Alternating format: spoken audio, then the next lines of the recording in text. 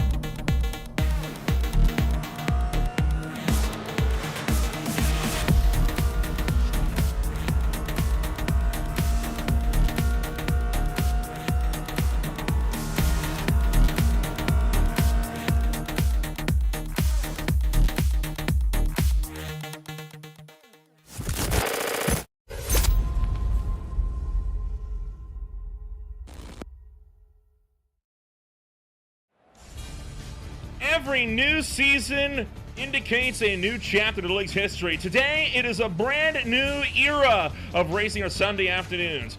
This is the premier open wheel series on iRacing. This is the Classic Indycar series. Welcome to Great Flight TV. My name is Ola Bemble alongside Gary Godso. We're bringing you all of racing action from the PRS Indycar Grand Prix. Gary, the Dallara IR05s return on Sunday afternoons, and what better place to return them to, right? We mimic the Gold Coast Grand Prix from 1991. 26 cars are getting set to qualify, and 26 cars will roll off, ready to contend for a new championship in a new decade. Hey, I always say, hope springs eternal at the start of the season. When everyone has 0 points, everyone has had an off season to practice, get themselves sharper, and now they're just moments away from jumping on the grid and seeing, well, how the iron sharpens the iron on the off season and what they are going to really kind of be like, at least the start of this season. And this schedule is not an easy one. They really stacked it against the drivers pretty good. To start off at Phillip Island is no easy task, and that these cars turn like boats. We're near the shore, and a boat maybe in the water there would be a lot better. But these are boats on land, and they don't turn well. And we're at a very tough course, narrow, a couple points that you can only pass. It's going to be interesting to see how these guys tackle it, but it's not going to be an easy race for these guys in these cars.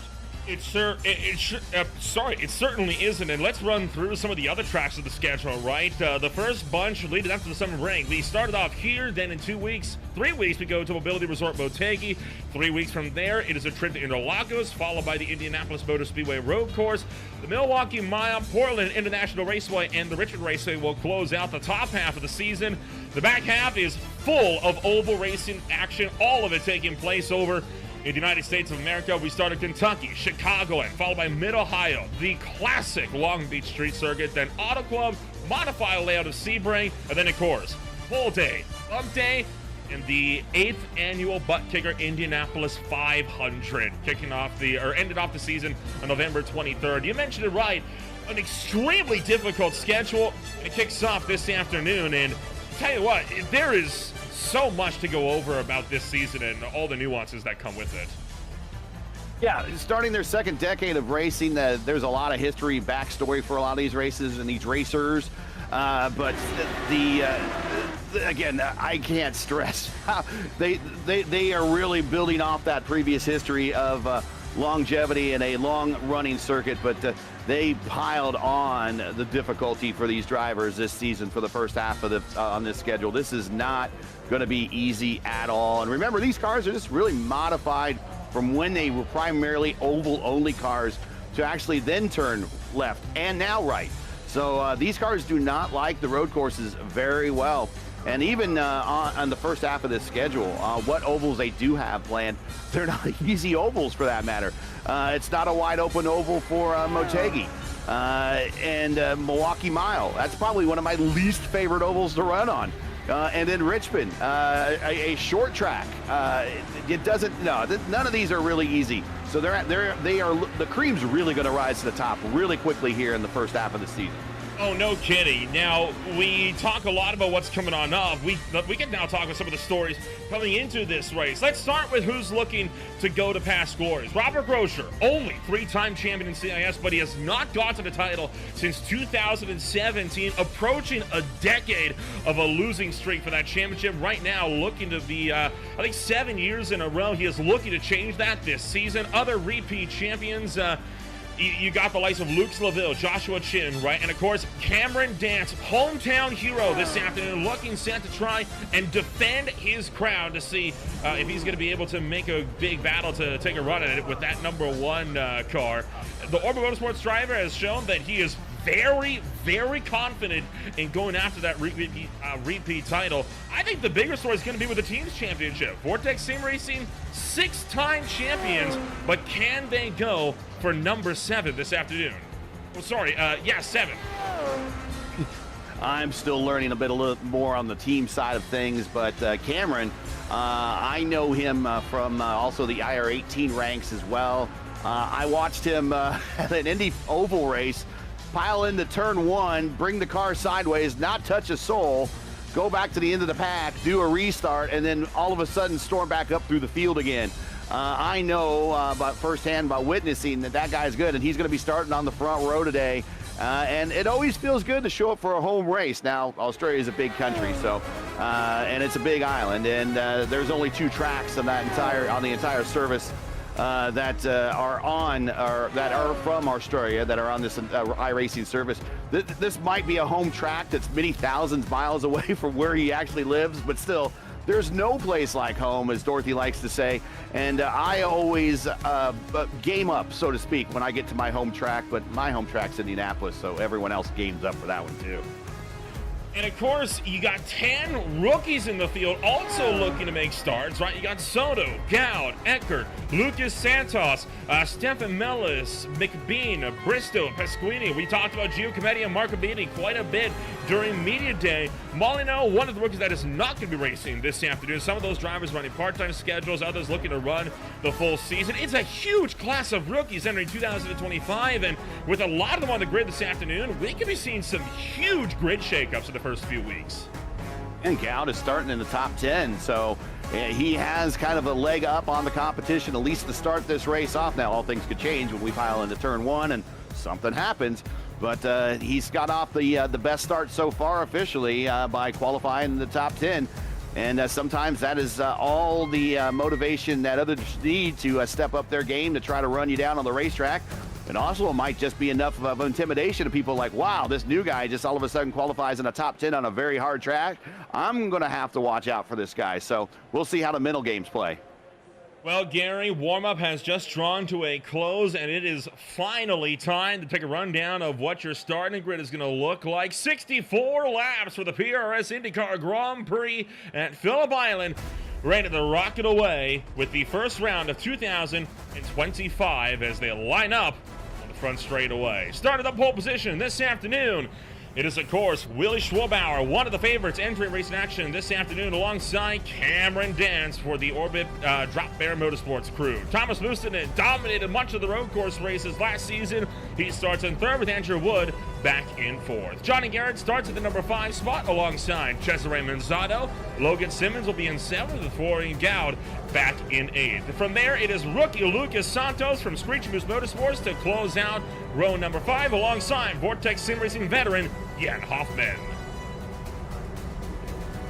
Moving on back to the positions up to 20th starter is Kinder and Wilson, Molinar and Buchanan in row 7, Rodriguez and Shoemake in row 8, McBean and Giacometti in row 9, Stum and Eckert in row 10. Continuing on back through the field from there, you got Caleb Weekly down to 21st, Andrew Aiken in 22nd, Stefan Mella starts at 23rd, Rob Barnicow in 24th, Art McEwen will be down in the 25th place runner with VJO starting at 26th, Robert Groscher and James Molyneux will not be making starts this afternoon. So there you see your field rolling out for their one and only formation lap, and you can feel the tension building as the new season gets set to kick off in Phillip Island.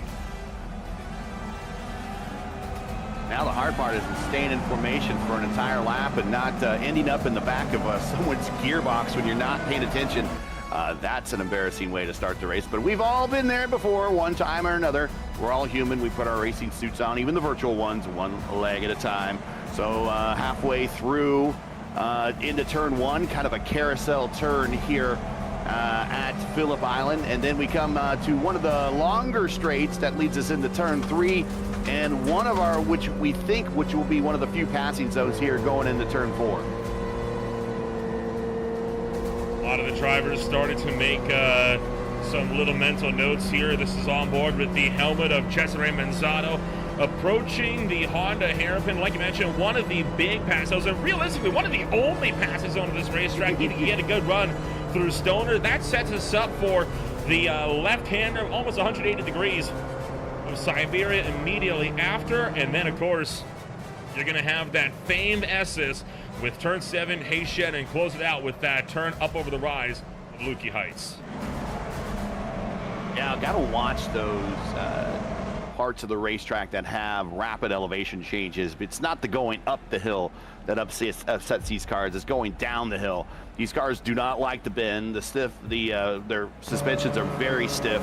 And when the back end gets light, when you're coming up and over the hill, sometimes the point of contact, the adhesion point, where the tires are, the contact point where the tires actually touching the pavement actually gets a little bit smaller, and the back end will want to come around. So those are some of the areas that we watch when they come down immediately over the rise, kind of like the rise you'll see right around the China Beach area, mid-Ohio, much the same way that way. So cars will get light there. That's going to be one of the danger points, especially under heavy acceleration. Well, the Irising, the safety car, ready to pull down into pit road. Drivers downshift into the first couple of gears. And on the loud pedal is Willie Schwabauer through the final corner. It's time to go, go, go! As the 2025 Classic IndyCar Series season by PRS is underway. And already fanning out 3 wide for the lead into turn number 1. Dance makes the early jump, boosting him round the outside of 1, down to the 2. He picks up the race lead as he picks up a couple. And already Willie Schwabauer, the pole sitter, drops 2 and he's back to 3rd early on. Dance trying to make the cutback for the lead. Down the inside of Moosonen as we go around through Stoner Corner. Setting ourselves up for the Honda hairpin. Hard on the bind. This is the Iconic Motorsports driver. But Dance trying to launch around the outside for the lead. But Moosonen hangs on. We got a big crash in the background. Jan Hoffman involved in that one. And he's towing. Lucas Santos, I believe, involved in that one. Cesar Manzato also involved in that one. Big mess early on for a few drivers. Thomas Moosonen up over the rise. He's going to drive it in deep into the MG hairpin. And getting set to close out lap number 1 is going to be the driver of the number 24 of Thomas Moosonen, as the Finnish native takes home lap number 1. Cameron Dance trying to get the run down the front straight. We'll look at what happened on lap number 1 in just a moment. But for now, fights on for the lead here. In the draft, and I tell you, Willie wasted no time starting that race off. Once a pace car dipped on the pit road, he was on it immediately, and that might have actually set up his downfall for losing the lead. It allowed P2 and P3 to get in his draft and kind of get a beat on him in turn 1 and turns 2, and got by there. Now we see Dance and Mustanen. And there's a little bit of a tap of the chrome horn, and we're going to take out our pole sitter, and we're going to get it right in front of Andrew Wood. Schwabauer, the pole sitter, upside down. He's out of the race early on. It's complete pandemonium in the opening 2 laps of 2025. Schwabauer to the pants, moves into the pants. Dammers now has a 2-second gap, and I'm not sure that's how he wanted to take that lead away at all. And poor Andrew Wood just kind of drove into the zone, and all of a sudden there are these cars upside down or sideways in front of him. He had to come to a complete stop. He had himself a good start. He was up inside the top 5. Now he's dropped down into almost outside of the top 10, although he just moved up a spot to 8th. But bad timing to arrive on the scene of the accident there. But Cameron Dance, front of his car, is showing some damage, so I'm not sure it's going to have to impact him. So maybe Johnny Garrett could get a beat on him here and make this a little bit closer. As Garrett just goes purple that lap, followed by Seb Kinder going purple that lap. Taking a look on what has happened in the opening salvo of laps here. This is the lap 1 crash down into the Honda hairpin. Whoa, boy, one of the Vortex cars just didn't stop. Clean down Santos. There has to be another story to that one. What happened? Missed the braking zone. Yeah, just missed the braking point. Oh, and just bonsai across the apex. And then this was a crash that saw Moosonen go upside down as he tried to make the look down the inside of Dance. Dance tried to cut in to go for the over-under. Just overshot, ran into the back of him, and tipped Schwabauer up and over when he ran over the right rear of Moosonen.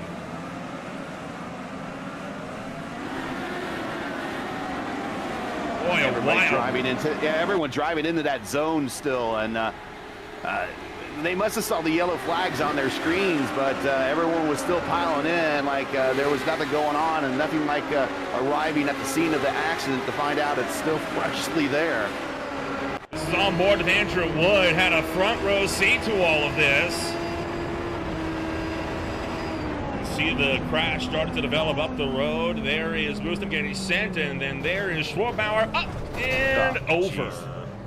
But it looks like iRacing forgave him a little bit. It took away his front wing, and it gave it back to him. So that is the good news. The bad news is he lost a spot there. And speaking of getting forgiveness from iRacing, Cameron Dance, the damage on his front wing has gone away, at least from what I can see. So he's been forgiven by iRacing as well. A lot of battles still going on. Logan Simmons going to drop one while you saw the Team Chimera drivers kind of get a little bit crossed up. Now the 16 Florian Gall, the Frenchman, one of the rookies, driving around the long way. Going to get around a couple of them. Now remember, Team Chimera under some, well, the team name is different. The colors very much remain the same as Henry Bennett has joined forces with Wood and Wilson to form Power Slide Team Chimera. So Henry Bennett, a new addition to that team now. Now Bennett not present in this race, but if he can get into some of these races, they're going to be a serious threat to contend with. Bennett always a serious contender in any type of open wheel IndyCar you put him in. Florian Gowd hanging on to the inside as we fire our way to the opening salvo of corners as through the southern loop. Headed up towards Stoner. Big battle. This is for a sixth on back right now. Florian Gowd, Jamie Wilson, Alexander McBean, Stefan Ellison, Andrea Giacometti. All under a blanket with about 1.5 seconds separating from start to tail of this train. And I'm showing Gowd with some damage on one of his side pods on the right side. I don't know if you can get a zoom of that. It doesn't show up on your feed or not, but he is potentially damaged out there. And if he is, that probably explains why there's a bit of a train behind him as he's kind of holding up those that are right there, not as damaged and have a little bit better pace. Got a brief glimpse of that damage. Kind of hard to get an exact angle with how fast these cars are. Right there, you can see a lot of that scuff paint on the Team Watson Racing Setups banner. Blasted over the side of the driver, the number 16. So yeah, I think you're right. Quite a bit of aero damage, it looks like, aboard that 16 entry. He's able to pull 4/10. But Jamie Wilson utilizes some of that dirty air, but he's being run down on the straights right now, so he could be under some heavy fire. And in fact, looking like Wilson wants to make a move for it. Yeah, if he has any side pod damage, basically he's pulling a parachute behind him. He's dragging down the straights, down the slower portions of the racetrack, and actually might kind of help him. But on the parts where we're going to be having long straights, he is going to be a sitting duck, especially if Wilson can get just a little bit closer. Saw Alexander McBean off the road at turn 2. This is what happened to him. And he's still having problems. And we're back in turn 4. We're having problems all over the place. Lucas Santos in the grass. Santos is off into the weeds. He's able to get it back on. Doesn't look like any harm for that machine. Now, Santos, not a lot of experience in these cars. He was running in the PRL Indycar Fixed Series before that series unfortunately shut its doors at the end of iRacing's official season number 2. That was a fixed series, though. This is his first time running these IRL5s in this type of environment. He has been fighting to make a setup in the 5 days or so since he joined. Pass for third, and Simmons gets the drop on Molinar going into turn 1. Logan Simmons with the drop on Matt Molinar, and this is how it happened. Just got a great draft down the main straightaway, and Molinar didn't fight that one too much. We got Wood and Kinder side by side going into, let's see, turn 4. Oh, they bang wheels. And you've also got a couple of cars still off the road, deep in the field. Weekly, Rodriguez, McBean, all having issues. Caleb Weekly now off the road again. So there's a lot that is still going wrong for drivers up and down throughout this field, despite all of the battles that we got picking up throughout the field. See the Iconic Motorsports driver, Matt Molinar, really trying to run down the GWRS runner of Logan Simmons, Andrew Wood. The Team Chimera still behind. So 3 drivers, 3 different teams, all in a big battle for third. Barber's back on the race after starting on the pole, and he still has pace. He put down probably a little bit of red mist there, but he just put down the purple lap. So watch. Even though he's down a lap, this guy might actually become a player, at least in terms of any the leaders get to him. Huge bump there for from the 29 to the 64 as Wilson almost got bodied out into the grass. Is going to go into the grass. Molinar. Not good traction there. No. And that's going to open the door for a Kinder to the inside, and he lost 2 positions there. Bastian Kinder says, thank you very much. I'll take that one away. Moves up to the number 5 spot, and just behind them, VJO had to start from the rear of the grid, had a penalty to serve from 2024, and the Iconic Motorsports number 96 sweeps past the Aerox driver Andrew Aiken and breezes through into 12. Bravo on just throwing the green car myth at its face. Well, he might not be aware of the green car myth. I am. So we'll continue to watch him as he's right now. The green car myth has not impacted him, and he's up 14 spots to 12. I think I'm out of the loop. You'll have to read me in on what the green car myth is. The green car myth. Well, and we're on the eve of St. Patrick's Day, where you think the green car would bring you good luck. Maybe it does. Maybe there's a role reversal there, but there is an ongoing racer green car myth about if you have a green car or predominantly green on your machine, provided it's not British racing green, it's a bad luck color, and you typically inherit all the things that bad luck brings with it when it comes to racing. And one of the chief believers of that myth, and it might seal it for some, it might not seal it for others because he's a bit of an outrageous character out there sometimes, but Darrell Waltrip was a firm believer in the green car myth, and well, he would know. He drove a green car for a very long time with that Gatorade car he had, or the Mountain Dew car he had, so he would know. But I can cite some examples of green cars that have had bad luck in the most inopportune ways. Roberto Guerrero at Indianapolis, Tom Sneva at Indianapolis, both on the pace lap, both in turn 2 before the green flag had issues. I mean, those are just some small examples of not to drive green cars. We'll take a look at some of the crashes that happened back on lap 7. This is Rafael Rodriguez and Stefan Mellis. Looking like they may have had to come together here as, whoop, nope, there goes one, just kind of off the road. And then there you see Mellis spinning out. And then it's not over because there's a couple of more cars that are going to come in here and cause their own issues eventually. Because you had Caleb Weekly and Alexander Bean go off the road here as well. In fact, there goes both of them off the track. You know, they should, in real racing, you'd think there'd be something on the racetrack there, oil or something, but not in the sim. But there is a latest update, one of the latest updates we've had, not this past one, but the one before, had the debris update, and maybe that's where we're running to, is they're running in the marbles. And then finally, Rafael Rodriguez, this is just seconds ago, having this problem up over the rise of MG. You saw Hans Pickett spin out here when he locked up the rears, and a little slip of the grit there, but he's able to more or less get it underneath him. Then keep going, because just as we think it's done, there's more. Molnar having another spin. This is going to drop another handful of spots, and then lastly, Thomas Moosonen is out of the race after this problem with Rafael Rodriguez just up the road.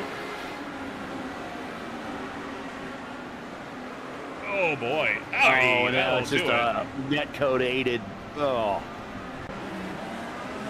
So that takes us to the end of our little replay stream. Cameron Dance has gone purple that last lap, a 1:14.07. That is better by, good grief, almost over 3/10 of a second there from second place runner Johnny Garrett. Cameron Dance is on with the lead.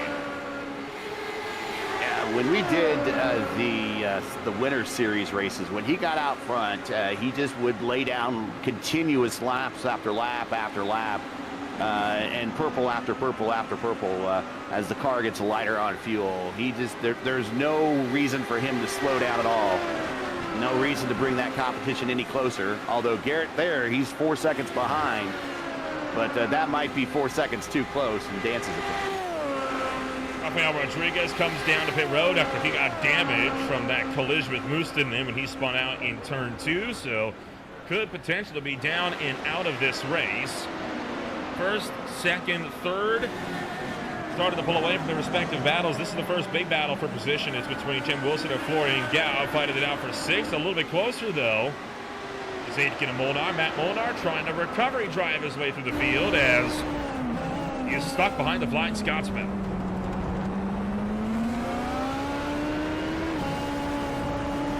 We're probably about 10 laps away from, if we wanted to do a 2-stopper for making that first pit stop. So they're about halfway through their fuel run.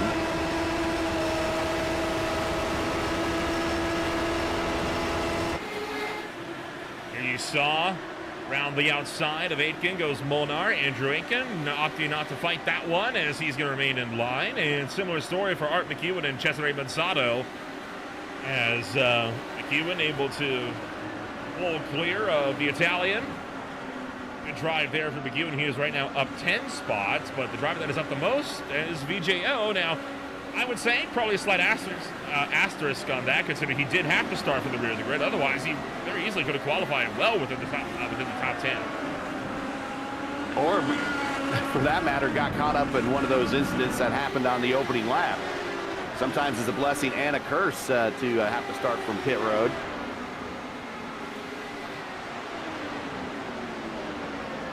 You never know, right? I mean, starting from pit road could hinder you, could hurt you, or it could help you in some ways. S3 IL Truck Series, Zane Bailey had an end-of-line penalty at the Rocky Mountain Speedway a few weeks ago, and well, one of the drivers on that initial start spun the tires right in front of Bailey, caused him to pick up damage before he could even start his opening lap of that race. It was not an ideal start for him. Wow, off the road goes the Frenchman, Sebastian Kinder. His fellow countryman Florian Gall gets around him in a big off for Kinder. He's able to gather it up. Logan is off. Logan is off as well. He's trying to get it back underneath him. He's got a damaged front wing at least. He's going to have to probably come to pit road. He's not going to handle very well. He needs to get that taken care of. Problem is, it's just going to add an extra stop to his afternoon. Oh, he's hit the berm! Oh, boy. No contact with the car, but he hit that berm there right on the exit of turn 2 on the inside because of how far off the track he flew. And this track is noted for being narrow. Not very many places to pass, and then once you go off, you are in for an adventure. So Logan Simmons and Andrew Aikens still embroiled in their own little battle here. This is 0.3 of a second apart, and you can see all that damage on the front of Simmons' car. You called it right. He is coming to pit road. No surprise here whatsoever. Man, that is a tough way to kick off your season with an incident like that. And unlike several drivers that have this race, Simmons can only blame himself for it. This is one of those races that we heard from the drivers on media day that the ones that are not as savvy as they would like to be on road courses really said that this is one of the races that it's on the schedule. I'm going to be a player at some of the oval races or some of my more favorite road course races out there, but this might be one of the opening races that they have on the schedule that really is as the Formula One show on Netflix says, the Drive to Survive. You're really not racing everybody on the racetrack. You are just racing the racetrack to get to the end. And we see that already with, I think, 4 retirements at least, 3 at least. We have a couple drivers that have gotten back out onto the racetrack. Those drivers right now being Rafael Rodriguez and Willie Schwabauer, and those 2 drivers are just out because they're hoping there's going to be more DNFs, and they're hoping they can maybe pick up some more spots and some more points as drivers find themselves eliminated, which it's not a bad strategy. I mean, look what happened to Worldwide Technology Raceway last season, right? I mean, it's a very viable tactic to stay out, even if you are, 5-10 laps down, because you never know what's going to happen in the next 40 or 50. Never give up, never surrender, as they say in Galaxy Quest, and sometimes every point matters, and when you get to the end of the season, when you see that you beat your nearest opponent by 1 or 2 extra points, you kind of know where you got that 1 or 2 extra points from. It's just showing up for these races and turning these laps. You don't want to be doing it, but you know that those points are going to be so fruitful for you at the end of the season, so you keep showing up and turning those laps so you can get those points. But then also that situation, you give up now, then you lose those 1 or 2 extra points that you would be in the end of the season. You say, I could have got up an extra position in the standings if I just showed up or stayed out a little while longer. There's still a long ways to go in this race. There's still a lot more attrition can happen. Human error plays a major part in that. So keep going. And you never know that right now Rodriguez is in 22nd position. He could very well end up being a top 20 finish for him if he just stays out and perseveres. Taylor Weekly makes short work of Rob Barnicow, gets around him. Rob Barnicow, of course, a driver that's been around the block a little bit with the Classic Indycar series, and I think one of his big lowlights of the season was his huge crash that he had in pole day qualifying for the Indianapolis 500 last season. He kind of lost it out at the chute at turn 2 and just went nose first right into the inside wall that separates the road course. Cesare Manzano, by the way, is in a pit road, and is this a bit early for a scheduled stop? And no, it's definitely not. He's got a lot of damage on that front wing. Yeah, this is a little early. Looks like he's coming in for a new nose. That will go ahead and do full service on the car anyways, and then about another 5 seconds to change the nose. may as well. I mean, you've only got like, what, 4 or 5 laps till the pit stop window opens anyway. Yeah, might as well. And he might be able to save that amount of fuel. It looks like the nose is still busted, so not sure what's going to happen here. He's not going to get a lot of aero benefit from that front nose, but he is went ahead for a scheduled stop. Maybe he's on a bit of a different strategy. Don't forget, there was that bug a while ago where nose cone damage was not reported as being fixed. Has that bug been patched yet, or is that still a factor here? He may have gotten it fixed, and we haven't noticed, because he was in the box for a good 9 seconds there. 8.7, which would be a regular stop. Unless the nose is not fixable. I don't know.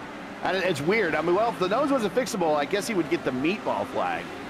So maybe we're all witnessing the bug. Of course, they don't do a lot of dev work on these cars anymore, so it's possible that we are looking at a optical illusion, that he did get that fixed.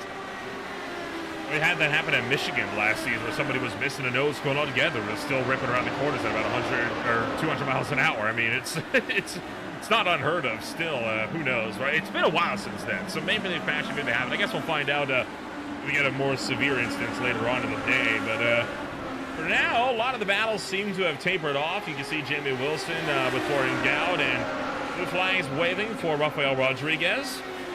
He'll keep to the right-hand side to let the Chimera driver through. Purple lap. 1:14.03, 400ths quicker than Cameron Dance's purple lap from about, 10 laps ago now. So Andrew Wood has found some pace, and he has started to pick it up, even though we're closing in on the pit stop window. About 4 laps away from really that opening up. 4 or 5, depending on if you want to stop at 22 or stop at 23. To do a 2-stopper here, you're looking at about 22 and 2/3 laps. So you could either come in at 22 and then try to save a lap of fuel on one of your next stints, or just come in at 23 or 24 for sure, and that gets you home. That's if you can make it that far. So we'll see how quickly these tanks run down. Now, unlike the IR-18 with 18-gallon tanks, the IR-05, the IR-09, which we're watching here today, has a 22-gallon tank. So these guys could go typically a little bit longer in races that we see other Indy cars show up at. So we would say maybe the IR-18s would go a little bit shorter here. Also, they have more horsepower and to go a little bit faster, so they would go through that fuel a little bit quicker anyways. But we'll see how far they can go. No scheduled stops have occurred yet. Everybody's hit pit road already, probably because of damage to this point. But the window, at least mathematically, to do a 2-stopper today opens at 22 or 23. Matt Molnar, quick drafting pass around Franzioso Soon. In fact, Stoop's going to lose a couple here as he's got VJO that just sent one down the inside into turn 2 there through the southern loop. So VJO battles his way up into the top 10 in this one. Looking like a good drive for him. This was the pass that Molnar made. You see just how quickly he was able to run him down to the pit straight and drives right around the Aero X driver. Then he's immediately going to lose another to the iconic driver of VJO. Yeah, very opportunistic follow-up pass. Very solid. It's like, I'm going to get this spot as well. And Sturm probably wasn't expecting to be dropped 2 in 1 turn, but that's what happened. Got to make sure you cover those doors off. If a driver smells blood in the water like VJO did there, I mean, you're going to be caught out pretty quickly by it. It's got to be on your toes, right? I mean, it's hard to pass here, hard to pass anywhere in an IndyCar, really, but especially so at a road course like this where there are so few passing zones. At turn 2, definitely not one. So if you see the open door, you'd be a fool not to take it. Yeah, right, and certainly with the few passing zones here as well. McEwen comes down to pit road, just shy of the pit stop window. Fuel window estimated to be 22 to 24 laps, pitting on lap 20. So this is about where you'd expect to see some drivers try to pit in if they're looking to go for an undercut strategy. Iconic Motorsports drivers are right now nose to tail for 9th and 10th further up the road. Cometti starting to run down Shoebank.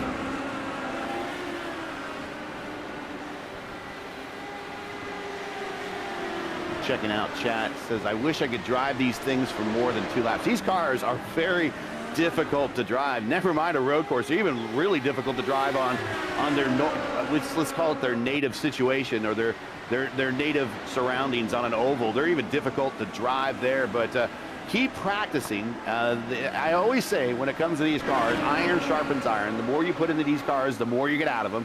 And also try your hand at other open wheel cars, such as the DW12 or the IR18. And then you might learn there and then move on down to these and see what you learned on the higher, more higher formula, more current formula. Tried here at the on the older formula. Maybe that will help you out, but don't give up. But these are very hard to drive. I will admit that. That comment coming from Dylan Grutzmacher, who we're probably going to be seeing later on tonight in the ASRL Xfinity Series race. Racing out to Hampton, Georgia, back stateside. That'll be taking place a couple hours after the conclusion of the PRS Indycar Grand Prix. Whoa! He's around as he was trying to get a good braking run on a VJO there. And the back end just came around and swapped ends on him. And Sturm got to his position back. And Molnar was able to rejoin, but he lost some positions. Lucas Santos on the move, looking to the inside of Adam Eckert, hops up on the curb. He's going to get the job done, though. Or will he? Adam Eckert trying to fight that one back, not going to make the move. So the scored as the 4, should be the 19, though. But Lucas Santos from Screech Boost Motorsports back up into the top 15. He's on a pretty good recovery drive, all things considered, with that lap 1 incident he got caught up in. And that was a legal pass. You can use the curbs there if you think it's going to help you. Sometimes they make the car really hard and difficult to handle, but he was able to keep it underneath him and get that pass done. I thought for sure we were about to see a replica of what happened to Molnar here. It's very easy to bottom the car out there. I think it did for just a brief moment. You saw the wheel was started to cease their spin. I think he almost had it spin around him like Molnar did early on. We got Stefan Mellis in pit road as well. Yeah, these cars are just mere millimeters off the ground. There's not very much clearance underneath these cars, and that is by design. That is to help the downforce to create a bit of a vacuum down there to keep these cars stuck to the tarmac. And when they slow down or when they roll over anything that disrupts that airflow, like the rumble strips of these curbs, it will impact how the car handles. Draken going for a bit of a half spin down at Honda as well. Able to keep that car pointed straight, though, at least. Meanwhile, Mellis and Weekly could have a fight here. Weekly thought about it, decided not to go at it as Stefan Mellis rushed out of pit road, trying to get some distance on him. Well, the window is open now for the top 10, everybody who hasn't stopped yet. So we'll see when Dance makes the move.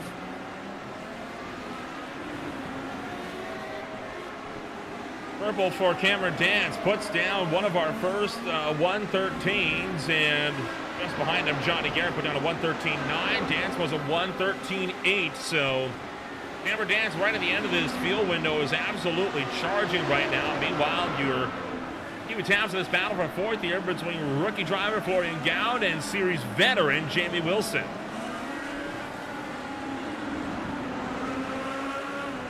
I think Gowd's still sporting a little bit of damage. And that's going to impact, especially right here on the straight. Watch Wilson kind of just creep away a little bit down the long straight there. And then we start getting into the slower, twistier portions of the racetrack. And this is where Gowd tends to catch back up. And there you see right there, he's right back on the attenuator. Trying to get to the gearbox of the Power Slide Team Chimera driver as Jamie Wilson.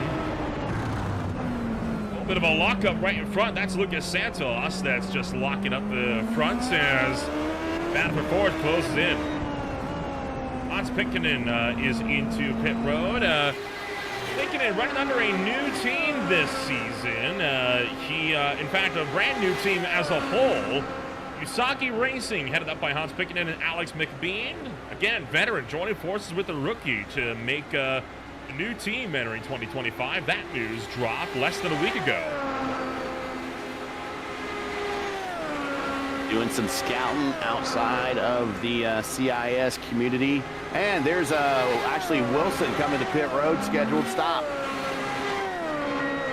Gallup will take off. Wilson trying to go for an undercut, maybe trying to get some distance on him, or perhaps has hit the end of his field window, because we are lap 25, so we can expect the rest of the field to be in within the next lap or two here. VJO is also in. Yeah, pit road's about to become a very, very busy place here. That opens up opportunities to pass, not just again, the overcut or an undercut, but that's where mistakes happen on pit road. Not hitting your pit road speed limiter button, speeding on pit road, not hitting your marks, having an extra long stop, anything like that can make a pass a little bit more easier if you have a smooth or conservative pit stop. And that's where you could sometimes pick up an opportunity or two if people aren't careful when they come on the pit road. And look at that pit road entry too. They have to navigate a curve at a pretty high speed, and that is a non-bank corner. That's going to be pretty slippery. So I would expect we see one driver today at least do a bit of an off coming to pit road that they're going to later regret. Lone battle on the racetrack right now between Randy Schumacher and Andrea Giacometti. You were talking a lot about Giacometti of the North Sim Racing team, and I think I do remember seeing that name. We used to cover the VSCA Sports Car Championship and IMSA Style Series, and North Sim Racing was quite prominent in the GTD categories of that championship, and looking like Giacometti has jumped over to run open wheels now, taking a break from the sports car scene for a bit. And they're doing scheduled stops right now. And just to update everybody, the pit road speed limit here is 45 miles an hour, which is after spending much of your race at 150, 160 plus, really feels like you are standing still. Doom is out and away as Giacometti. Lucas Santos comes in for his first of two mandatory pit stops, and just behind him, defending champion and hometown hero, current race leader Cameron Dance, coming down to pit road as well. Well, semi-hometown here, right? I mean, driver running out of Auckland, New Zealand, if memory serves me correctly, as the number one in a pit road. Caleb Winkley, though, has had issues. He is way off the road.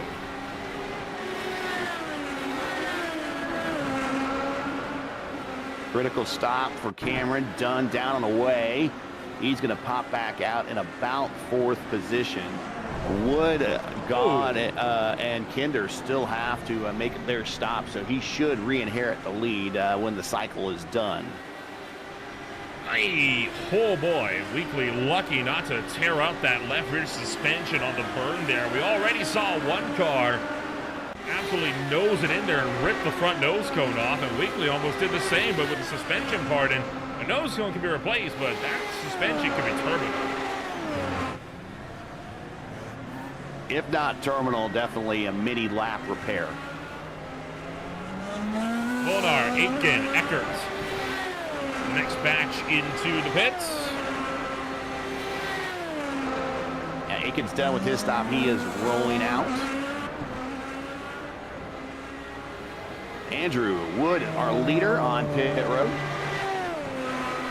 Looking like Dance is going to be cycling back through to the race lead as well within the time needed to get that jump up there. Gowd and Kinder are both the next two in. And here comes our leader. He'll bypass all three of them while they're on pit road, getting their scheduled service. And he goes right back to the point. Matt Molnar under fire from Andrea Giacometti. Molnar took the one-lap overcut on Giacometti, and they now scrap it out for the 8th place position on the racetrack. Just behind them, VJO 1.6 off the mark. And you saw on the horizontal take road there, the pass made for 20th as Schwabauer Wilson found himself upside down. We thought was out of the race. He's back in it, and he just got around Caleb Weekly. 1 lap down. And he's on a kind of a battle on his own with Barnacow, who's in 19th, also 1 lap down. Bit impressed. He's only 1 lap down, honestly. Yeah. This was this was from what Schwabauer saw on that lap 1 crash, and it's a wild sight, right? I mean, you don't expect a car that goes through a rollover to be back in the race after this.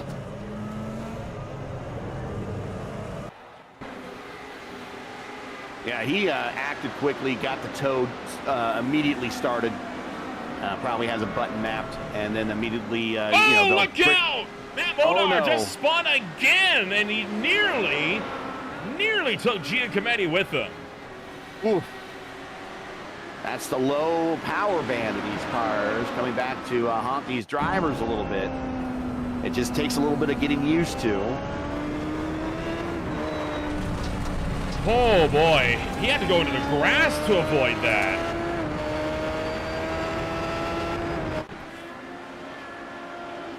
Close call there for the rookie. Great heads-up drive, though, to see what was coming and get out of a bad situation. Jamie Wilson now has got Florian Gaud right behind him. And, man, huge lockup for the Frenchman. That's going to cause him to lose quite a bit of time. And I think we're going to have a battle for second here relatively soon. I think we got Wood running down Johnny. Johnny locks it up going into turn 10. Well, someone could get the lap time deltas on that, but a bit hard to tell what the deltas are when you had 2 pit stop laps in the middle of that with one after the other. But last time by, we can compare the times at least. Garrett's last lap. How about that? 3/10 slower than Andrew Wood. Yeah, Wood's catching him and pretty quickly at that. And a fight for 4th. That battle's a little bit closer at the moment. And Florian, he does still have the damage, but it might have been when he made his scheduled stop, he might have been able to massage a little bit of that out to bring some performance back to that car. I noticed there that he was under a 1/10 of a second away, and he actually lifted out, so he might be doing a bit of fuel saving here behind Jamie Wilson in the draft. He could have made that move and cleared by the time they got to turn 1. He didn't make that move. Yeah, fuel save is possible, and also if he is still sporting some damage that we cannot see, then it is acting like a parachute and is causing drag, so his fuel economy will not be as well as the other drivers around him with undamaged cars.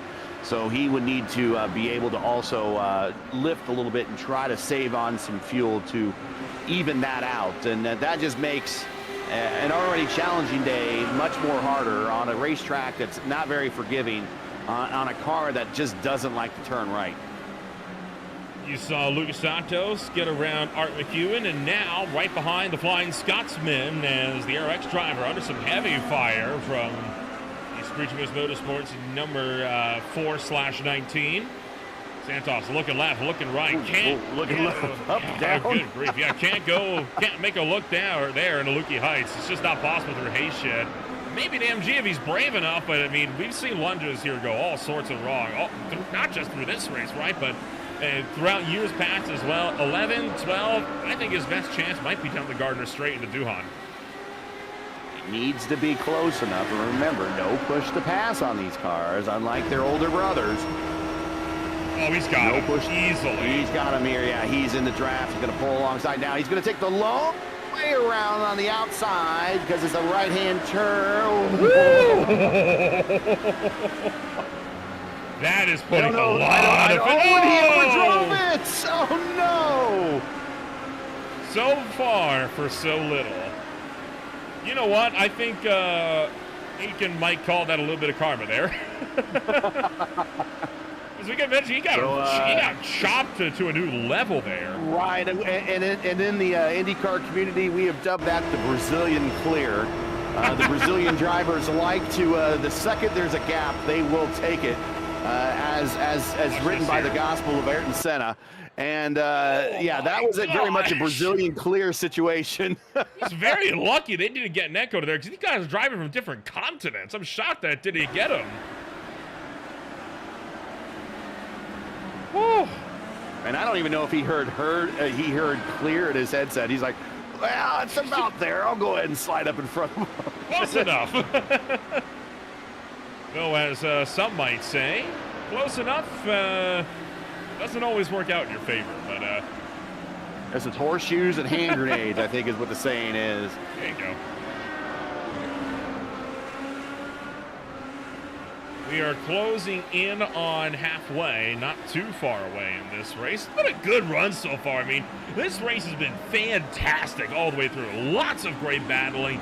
You got the thrills, you got the spills, and you got everything in between. And tell you what, we even have a dominant drive, right? And your defending champion, Spoko, I was talking, we kind of missed him get back to that in a moment. Adam Eckert off the road, and he's going to rejoin, no problems there. But I was talking to Cameron Dance a bit, and we kind of missed him in media day. So I kind of went to him, and I was asking him some questions in lieu of that. And, we were kind of going back and forth a little bit about what his thoughts were. Oh, Andrew Wood, sorry, didn't mean to cut you off in turn 4. Whoa. Potentially an issue? He got there, and I think the door slammed shut on him, and he had to take a little bit of evasive action. They see Eckert off the road, and that actually broke the Aero X driver's momentum, Johnny Garrett. I think that's what allowed him to start running him down. Possible, yeah. Takes the look. Oy. Good catch. But Johnny, you got a chance to talk with him, and of course he had a very successful winter season. When I got a chance to broadcast that for those guys, so he's coming in with a lot of momentum. I imagine he's probably pretty excited at this season. And Johnny Garrett in particular, he's got plenty going on for him, right? Remember, he was in the Fast 9 shootout in the 2024 500, and the only thing that went wrong for him on pole day was the fact that he hit the wall in the Fast 9 shootout. But started 9, had a good outing there, so he's proven he's got pace. He's just got to try to find a way to harness that. But Dance up the road, very, very confident on going back-to-back for the championships. He's always had good pace, good consistency, and he's been able to challenge up front in just about every season that he's done here. So whether he'll win or podium the same number of races last year, he's not sure. But, I mean, he did lock up the title last season, right? And he only finished outside of the podium twice all season. His worst finish was 7th.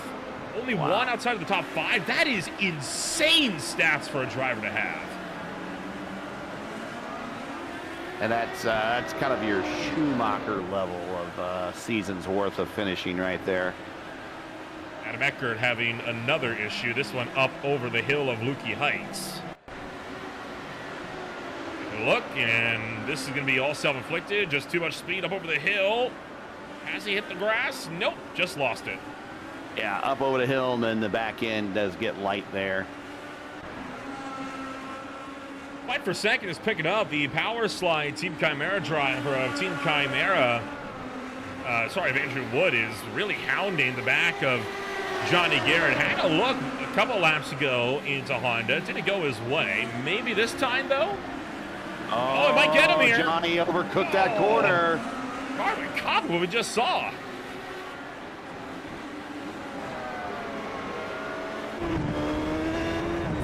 Andrew Wood, one of my broadcast partners over on the other channel. He and I do the action for the Dark Horse Racing League. They run the DW12s. They're along the same lines. Have been running as many seasons here as the CIS. He's a very knowledgeable driver. Looks into every situation with a microscope. Very detail oriented. Also on the call with me yesterday for the Velocity Online Racing 13th running of their Indy 500. Just a super knowledgeable guy, excellent racer, knows the situation. Here he's got a big run in the 1. Oh, oh my word. The gearbox cam would have said hello to that one. He's these guys don't know when to quit, do they? I mean, they are just going at it. And you mentioned the gearbox cam would have said hello. Well, it might have just that. And, yeah, this is down the pit straight. Watch this. He gets right up there, and he just brings it deeper in the 1 and 2. And there you go. There's your screenshot clip right there. Play with fire is, I think, an adequate term for that. Past halfway point, by the way. Already 34 laps are down and 33 to go. It's been a good, solid race so far. Want to real quick thank Paper Recycling Systems once again coming back on board of the Classic IndyCar Series. Founded in 1989, PRS first provided cold milling services to the Southern California market, and now they have subsequently grown into the premier general engineering contractor for cold milling, soil stabilization, roller compacted concrete, and cold in-place asphalt recycling in California and Nevada, with a presence as well in Utah, Oregon, and Washington. In 2007, PRS added the highly regarded pavement preservation company, Pavement Coatings Company, PCC, which added pavement preservation services throughout California and specialized in the use of RAP aggregates via their Reclaim Aggregates division. Both PRS and PCC are owned by PRS Holdings Incorporated and are proud to be 100% employee-owned. More, visit paperrecycling.com. Once again, that is paperrecycling.com. And while we're on the same topic of league partners, of course, another big partner's come on, right? VRS, of course, Virtual Racing School. They've been around iRacing for about as long as iRacing's been around, and coming on as the new major title sponsor for 2025. Oh, Andrew Wood off. Goes Wood. Happened there. A little whoopsie daisy for the Power Slide Team Chimera driver. Looked like he just got a bit loose off the corner. Yeah. Kind of figured. But, VRS coming on board, and, of course, Classic IndyCar Series, very happy to have them on board with us. And they got quite a few prizes, Gary, that they have on offer this season for the CIS roster. Yeah, the Formula One light steering wheel for the overall champion at the end of the season. Jeez, you get a wheel out of this thing? Yeah. All league members during the length of the league will be provided with a 10% discount. So, if you want to be a participant here and get a 10% discount there. 1 month competitive plan subscription. League members will be provided with special pricing, one-time 30% discount. They sign up for over a year. On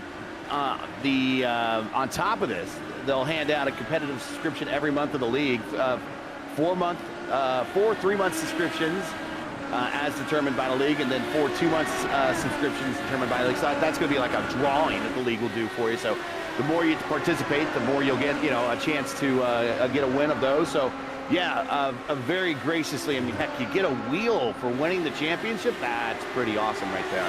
10% discount just for being here. That's a score in of itself. There you go. If you get something that, one of their, if you get that, if say you buy that wheel on its own and take 10% off, that's could be, $100, $150 that you take off on the price of the wheel.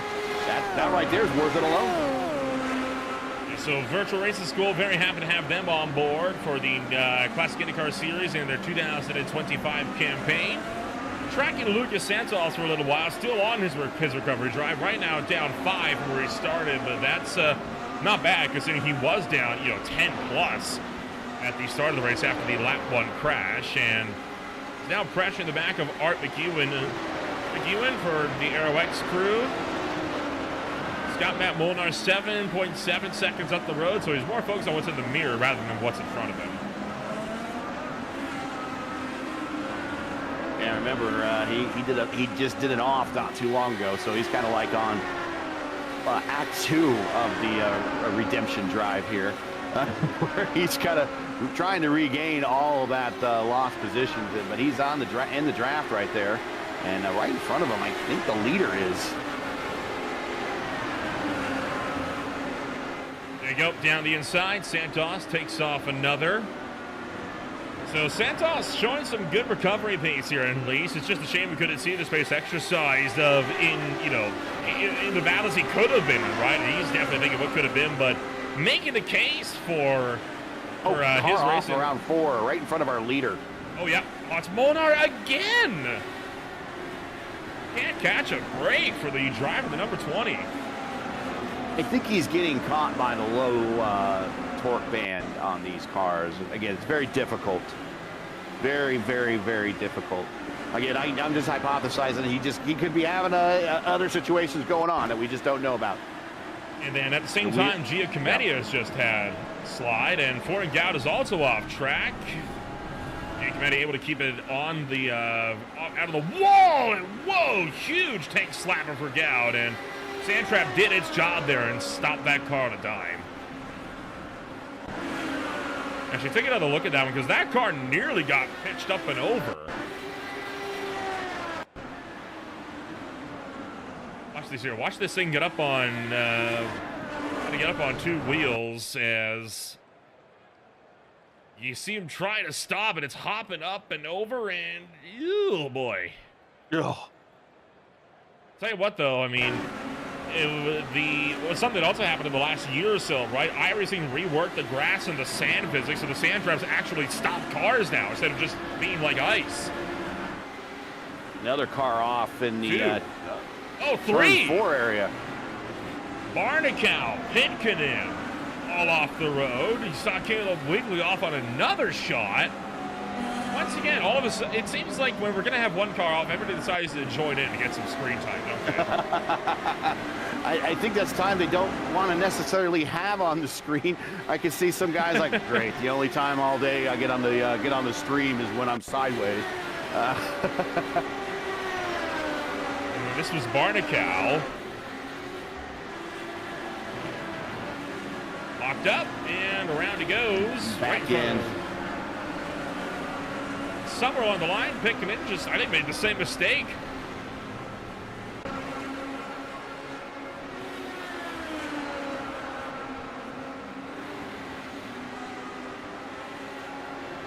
Santos driving away from Art McEwen. Matt Molnar is yet on another recovery drive. And again, Molnar just cannot catch a break. It seems like every time he makes ground, he ends up going off the track and just loses out on as much, if not more, time than he's just fought to gain over the last 10 laps. One step forward, 2 step back type of thing. I'm sure he's pretty frustrated in the car. He's probably looking at the lap count going, okay, let's just get this thing over with. Cesare Manzato, I believe, just exited pit road. In fact, he has. He's going to stay nice and far to the left to allow for Adam Eckert to get through. Meanwhile, Art McEwen under pressure from Matt Molnar, as Molnar again having to work his way up and through, a bit close to the gearbox. Careful there, and McEwen, I think, got the message.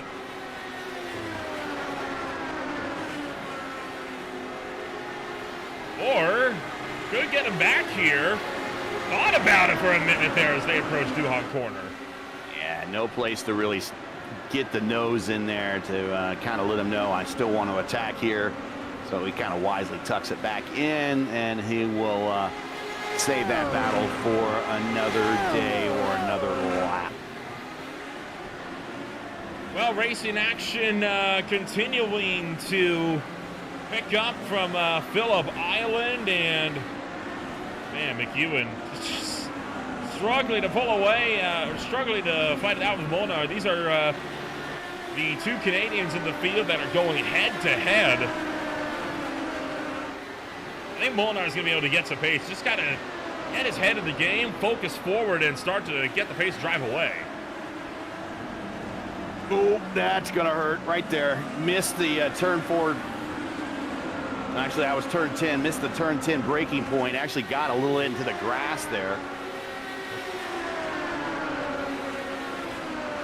He's gotten out far enough that he's going to start to break away from Art McEwen. So with the second run of pit stops just on the horizon, we are going to take ourselves a quick jump back. You won't miss a second. We'll go side by side on Green Flag TV, and we'll be back in a moment with the back half of this race.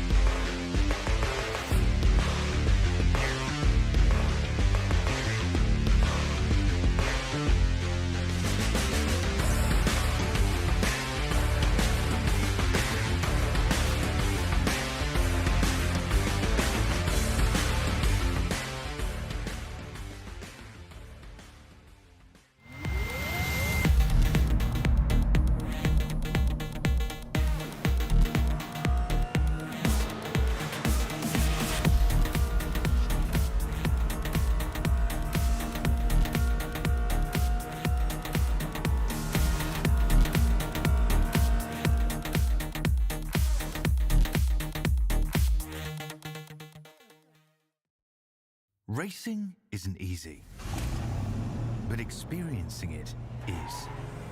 iRacing puts you in the driver's seat with the industry's leading sim racing game. Drive on laser scan replicas of the greatest racing circuits from around the world. Go head-to-head against other drivers chosen by skill-based matchmaking to ensure competitive racing at every level. Compete across all your favorite series. In officially licensed cars, engineered to deliver the most accurate driving experience possible.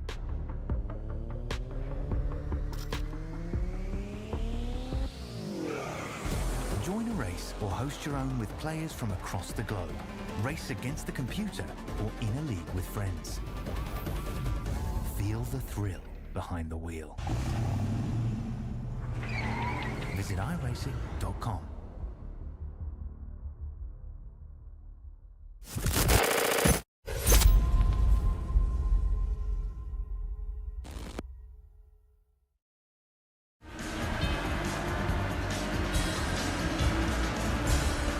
Welcome back to Green Flag TV and to round one of the Classic IndyCar Series of the PRS IndyCar Grand Prix. Hans Penken and Andrew Egan right now in a fierce battle for the 13th place spot, and this fight comes up after Matt Monar gets a drive-through penalty, and that drive-through penalty comes as a result of a self-spin into the sand trap at Siberia. Yeah, hit that. It's at least 14x. That we know, and that's going to get a drive-through, and then it's at every 5x after he'll get another drive-through until he reaches 29x, and that is the DQ point. Overall, racing action has still been phenomenal this afternoon, and again, we are moments away from our second pit stop window. We're in the window now where if you do stop, you can go to the end of this race. Most pit stops were between 10 and 12 seconds. Might be a little bit less, depending on how much fuel drivers take. And also in the middle of this battle that we saw with, who was that, Aiken and Pitcairn, and then also there was Weekly was involved, in, not necessarily in the battle, but just in the neighborhood for track position. Andrew Wood was trying to make his way through there. He's P3 in the order, and nothing like seeing lap traffic in front of you fighting for position. You can't really brute force that. They're going to get the blue flag, but they're not necessarily going to pull over for you in that instance, not especially when they're fighting for, something in the top 15.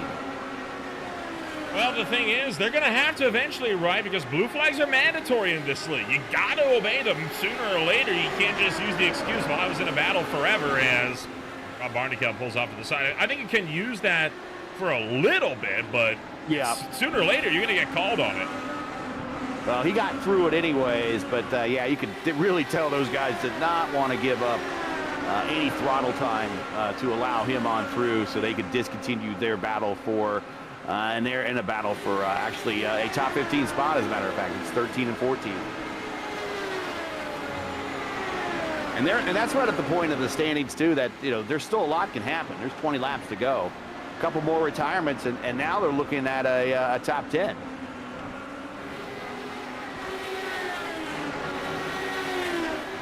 Adam Eckert and Cesare Manzado still in their fight for 17th and 18th with Willie Schwabauer, the pole sitter that was upside down on lap number 1.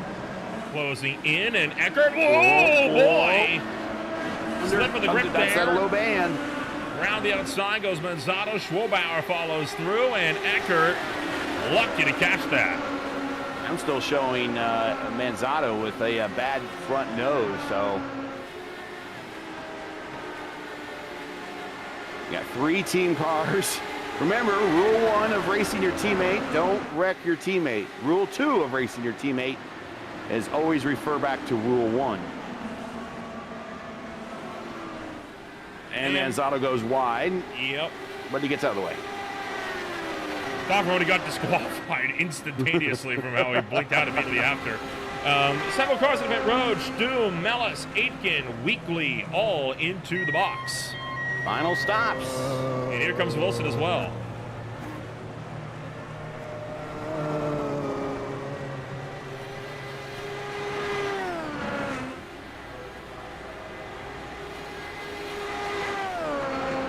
stops always shake everything up, and now we get to see who's willing to gamble and take a little bit less fuel, right? Shave off those precious hundredths of a second in the pits, and who's not willing to make that gamble, who's going to go long and potentially push a bit harder towards the end.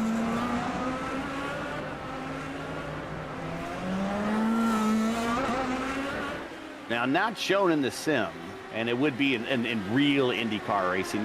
In real life, the pit stops, their final stops will be a little bit slower than here we see on the sim. And the reason for that is IndyCar uses gravity-fed fuel tanks. They're not under pressure like old Formula One. They don't have a pump system or anything. It's just straight up Newton's law, pulling fluid from the big tank to the small tank and using gravity to pull that along. And when there's less fuel up in that tank, there's less weight pushing down on the fluid. It doesn't flow as fast as it normally does when the tank is full. So typically in IndyCar races, final stops are a little bit slower when it comes to topping off the tank because the fuel doesn't flow as fast.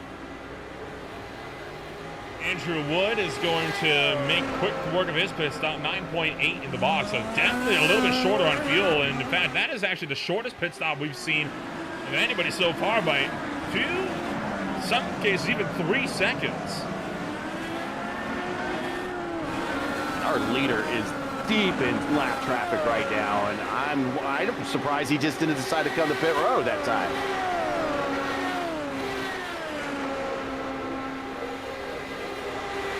Cameron Dance maintains a strong run while Johnny Garrett sets a new PB for himself the last time by.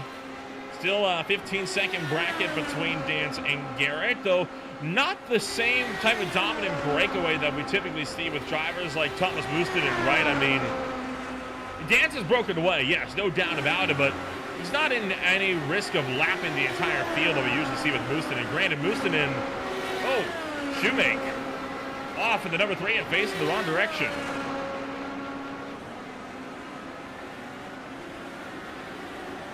What's happened to you, good sir?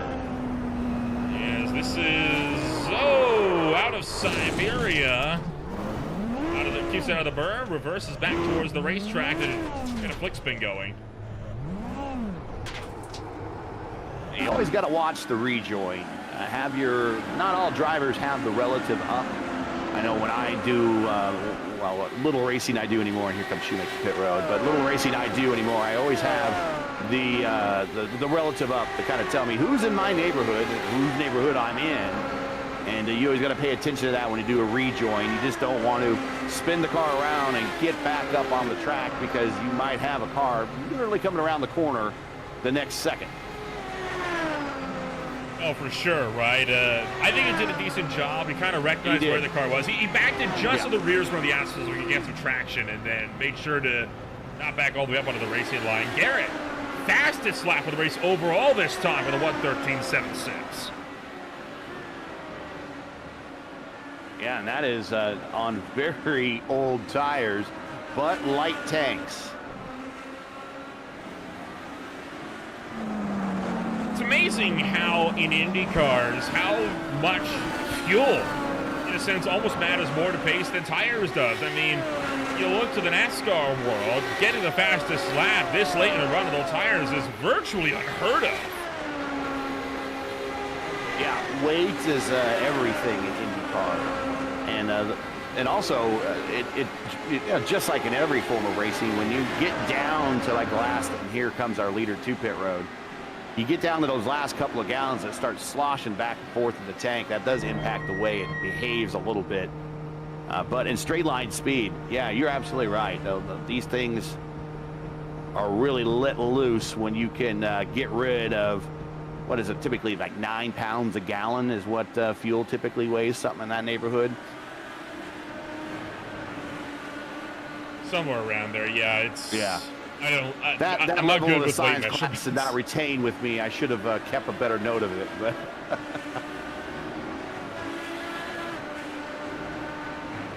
final stop done for our leader down the way. He was in the box for 8.3, so he is a little bit quicker than Andrew Wood that time. Tracking the three-way battle as well for 14th among several drivers, all of which have made their final stops of the race. Hans Pikkinen is in the middle between Art McEwen and Andrew Aitken. 3 drivers, 2 different teams, as it's an Aerox sandwich that the Usagi Racing drivers caught, and Pikkinen makes that jump to the inside. And Pikkinen sends her through. Can he pick up? He does! Gets around it for 14. There he goes. Nice job. Yeah. Nice job. Pikkinen, one of those drivers that has shown a lot of pace, was trying to qualify into the Indy 500. He's one of the other 2 drivers that hit the exit of turn 2 inside wall at the Indianapolis Motor Speedway during pole day last season, but managed to make the 500. Unfortunately, didn't go very far in the 500, but he managed to qualify in. And when you had a competitive field of what we had last season, it was something that you really had to kind of be there to see. I mean, I'm still in awe at that race. But that whole 500 was awesome. I could not have scripted a better race to cap off a 10th anniversary season. I mean, 3 wide photo finish. Does it get any better than that? Well, you're talking about just qualifying to get in, and this series has such popularity that there are more than 33 drivers that try to qualify for the Indy 500 for this league. And they don't say it, they don't mean it as it. Sorry, Matt Molnar, I thought he had a little off. That was a huge off entering pit road. He's back in the pits, yeah. Yeah, drivers aren't lying for real when they say qualifying for the Indy 500 is the toughest 4 laps, the hardest 10 miles they will ever run. It's that is very much the case for even sim racing as well. Heck, the speed record in this league last year was reset 3 times in one day. 2 of them within 5 minutes of each other. It used to be regular in the old days. Now, I don't know when you'll hear the new the phrase "new track record" in Indianapolis anytime soon. We're getting closer, but we need a really big jump this year in order to get there. Cameron Dance, there he goes. New tires, light tanks, 1:13.5. Man, he takes it personally whenever somebody takes the fastest lap away from him, doesn't he? He just blitzes it every time. He's like, no, mine. I want the bonus point, not you. Lucas Santos has also had a spin. And this is out of turn 1.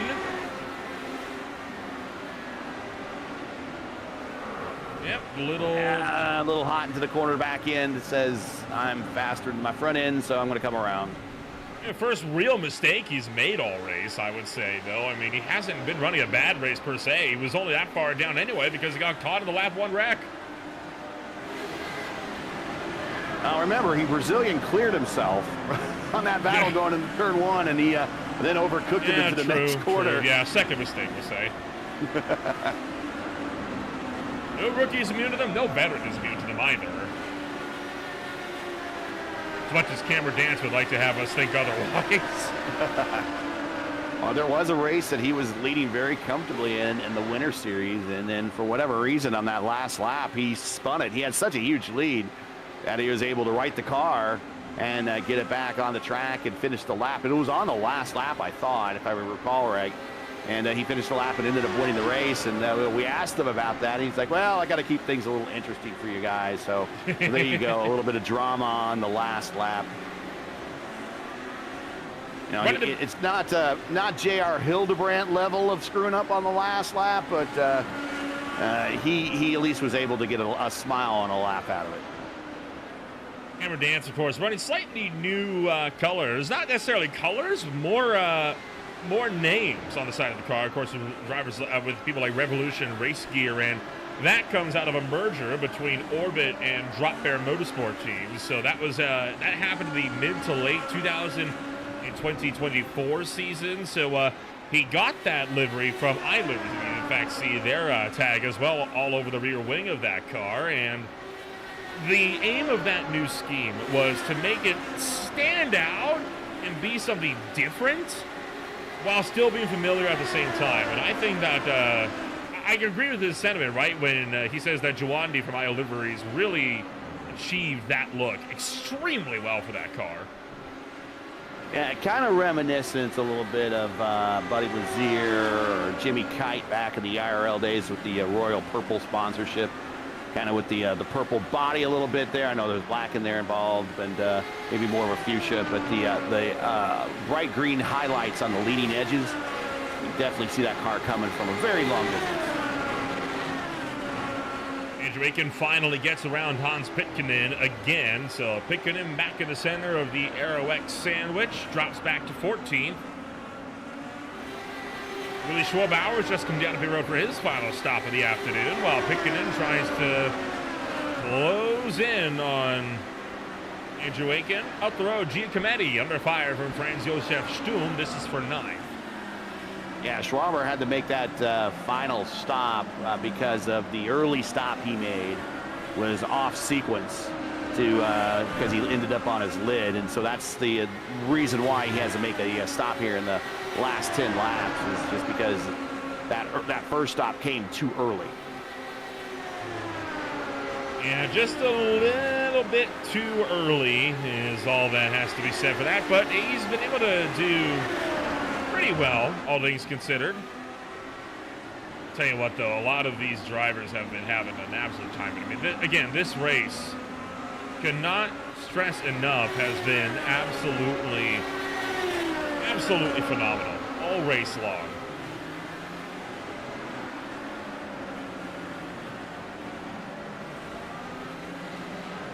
Well, next up is Motegi, and that oval is not easy.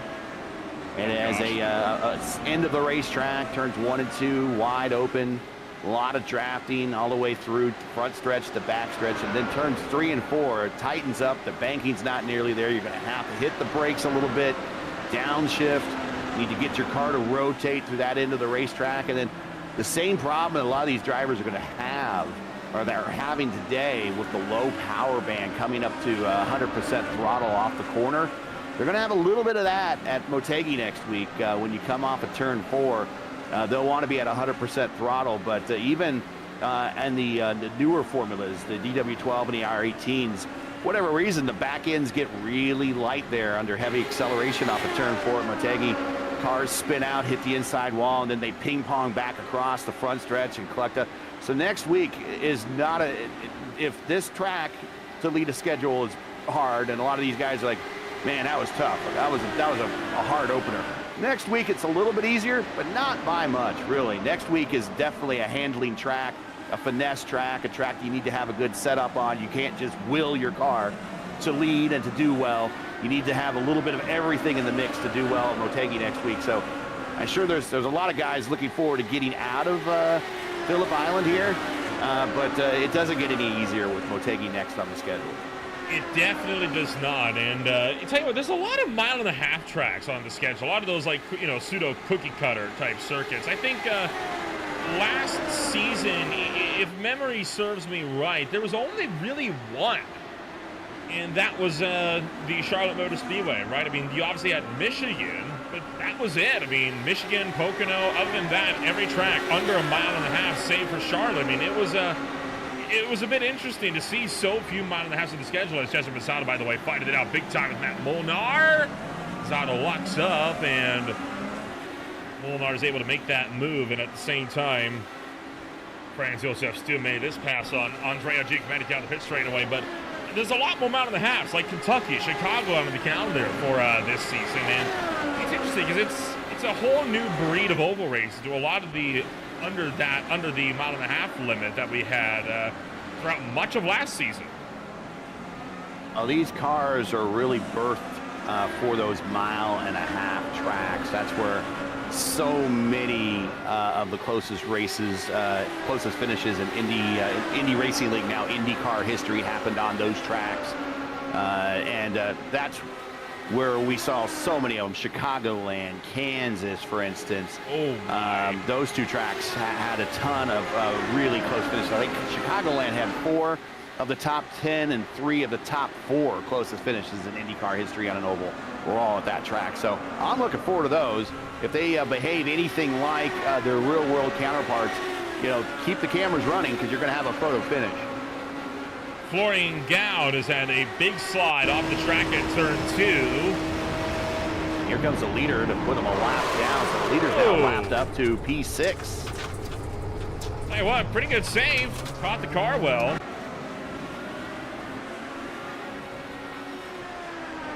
Most of the battles right now well outside of the top runners, as you got Aiken and Pickett, and then you've also got Monar and Manzato. Other than that, that's really the only two battles we got on the racetrack right now. Everybody else kind of running their own little hot lapping sessions for the time being, but I think a lot of drivers don't mind that. It was a very intense opening half of the race, and I think these guys are more than happy to just kind of get back into a rhythm, settle down, and just go to work taking the laps away with 8 to go. Yeah, 8 to go, no mistakes, hit your marks, bring the car home. That's. I mean, you spent too long on a racetrack making laps to crash and DNF now. Just bring the car home.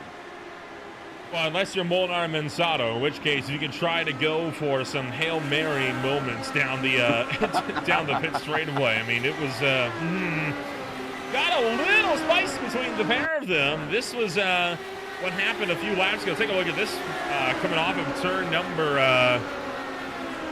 12. Look at the blocking down the straight. I mean, Molnar trying to break the trap, and Sato trying to find a way through, and a little dicey when you make moves like that in the middle of the straight like that. And I don't know how much damage Manzato's front wing is actually translating to how his car is handling. And it's possible that Matt might not see the damage in his mirrors, and so he just assumes that he's at 100%, so he's going to throw a little bit of an extra block out there. Oh, yeah, now he a little off there. I guess Prix is in the fight for 14th. No, it is 13th. Now that Manzato's gone off the road and put in a swift end to that battle. 3.5 tenths. Pitkin trying to run down Aitken.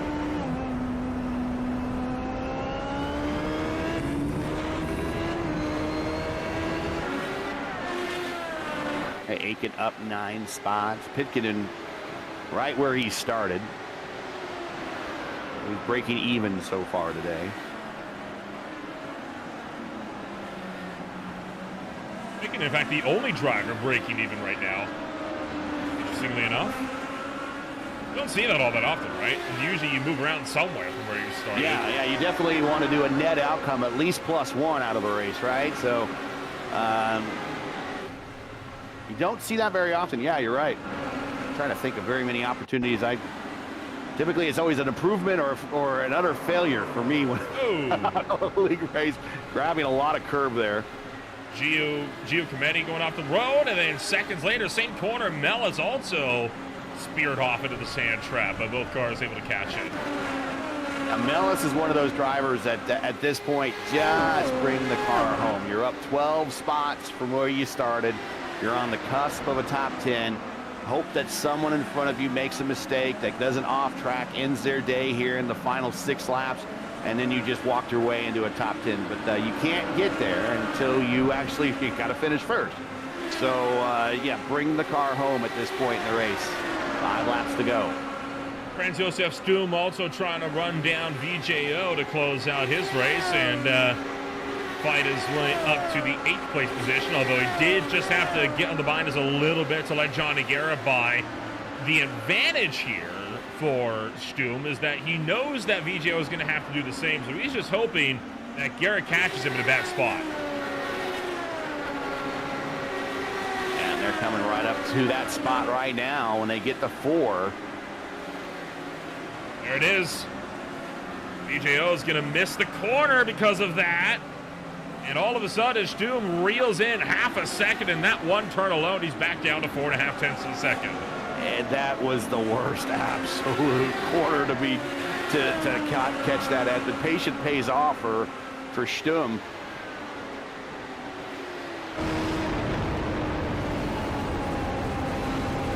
Up over Lukey Heights towards MG. 4 laps to go at the line. And Stefan Mellis is off the road again for a moment, but he's able to get back on. No harm, no foul, it looks like for him, so we'll keep eyes. And that goes back to what I was just saying about him a second ago. Just bring the car home, buddy.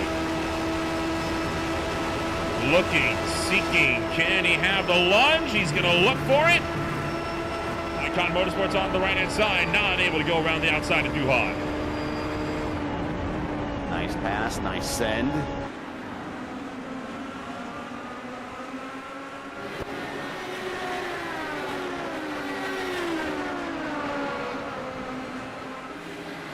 Four laps approaching 3.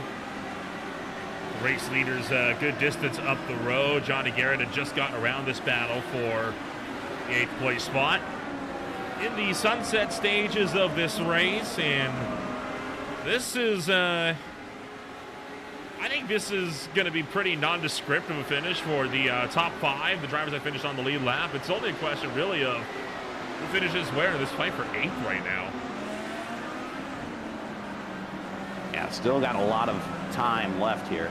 Laps here, it's a 2.76 mile course, so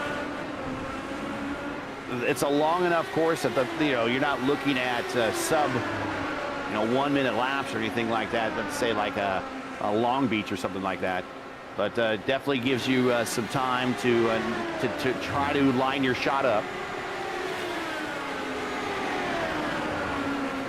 You saw how VJO was kind of moving a little bit there on the straightaway and trying to break the draft from Franz Josef Stum, and Stum was trying to follow him in, but that did slow him down by a little bit. Still within a third of a second, but he's just not able to close in. I think right now his problem is he's kind of caught in that dirty air bubble in these high-speed corners. He's got to try to find a way to punch through it.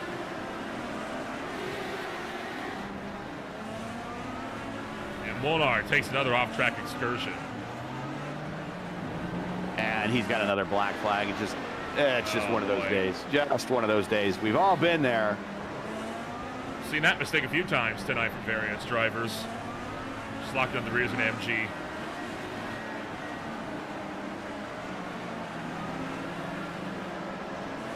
So Molnar down to pit road to serve a second penalty for breaching a secondary incident limit. Remember, you get DQ'd if you hit 24, so you gotta be careful with that.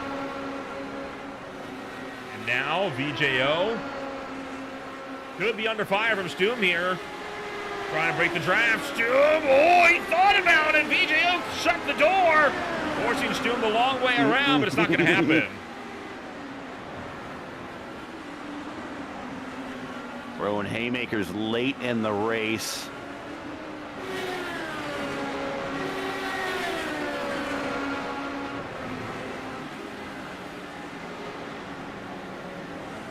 Four tenths. You keep the action here. I'll watch the leader, but leader has got nothing around him. He's like a 3.9 for the nearest car in front and 3.9 to the car behind him. So leader's just cruising, coming to the white flag here in about a turn.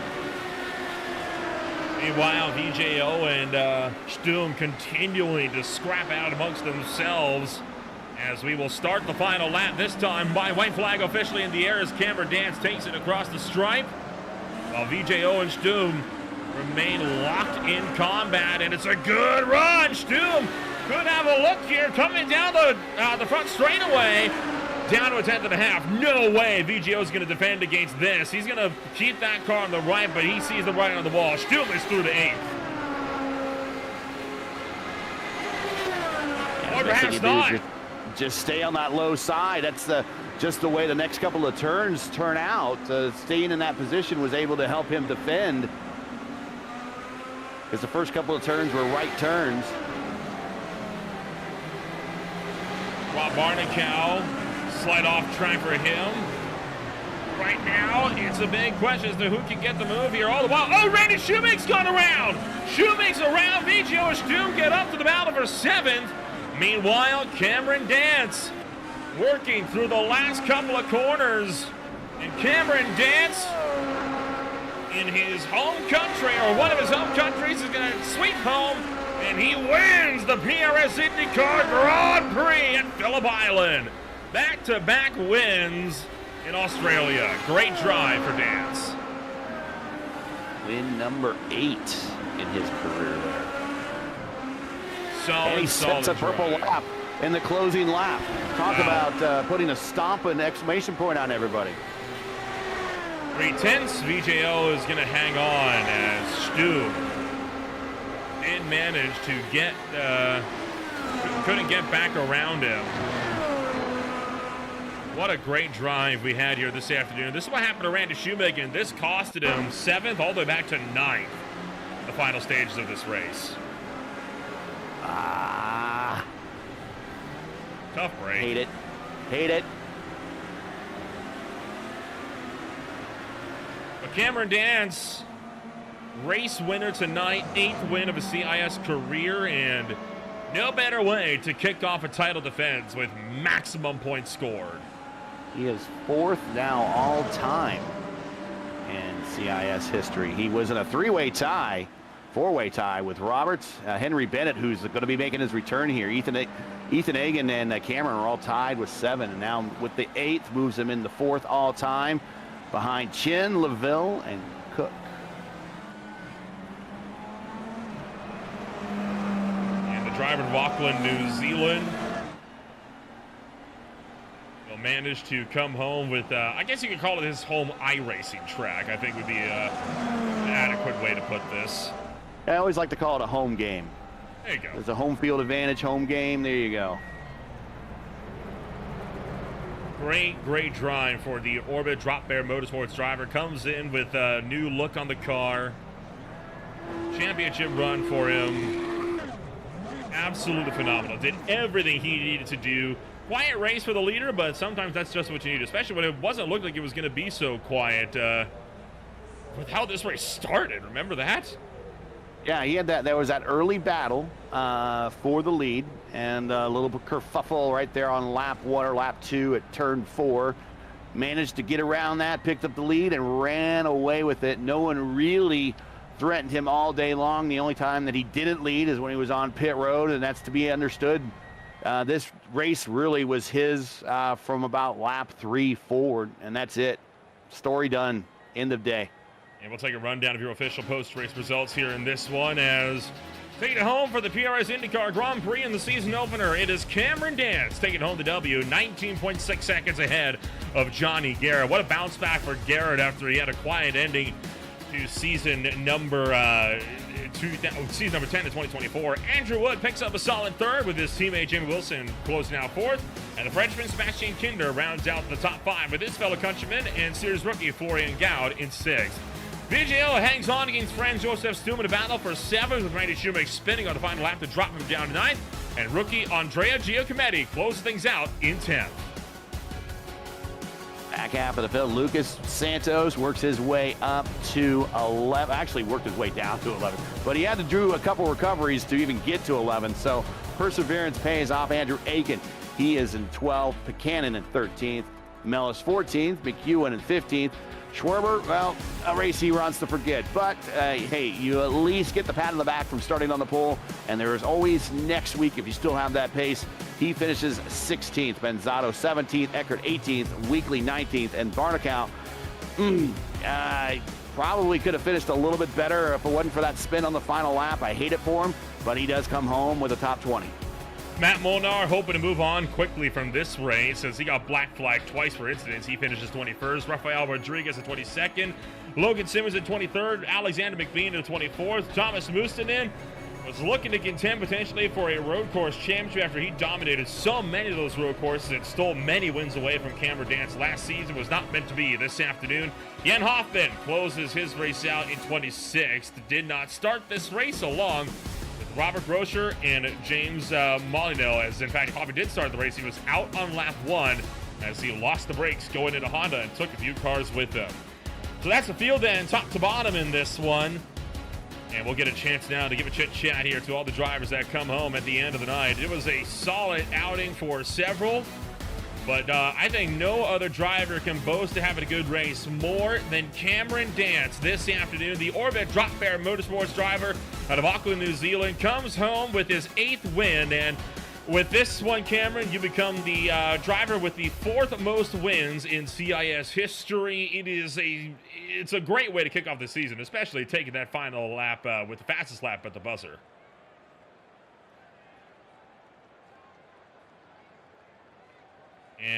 There we go. My apologies. Should have you now there, Cameron. Yeah, it was a really, really good way to start the season. Obviously, maximum points aside from the fact we didn't get pole. Should have probably got that, but just made a little bit of a mistake during qualifying. But yeah, a lot of points, so that's the main thing to start off the season and a win as well. So really, really good. A bit unfortunate what happened at the hairpin with me, Tuomas, and well, unfortunately, it just seemed like Tuomas went in a bit hot and then checked up, and I didn't expect it, unfortunately. So yeah, one of those things about racing that unfortunately happens. But yeah, it's looking like it was going to be a good race if that didn't happen. But otherwise, yeah, happy to come away with another dub.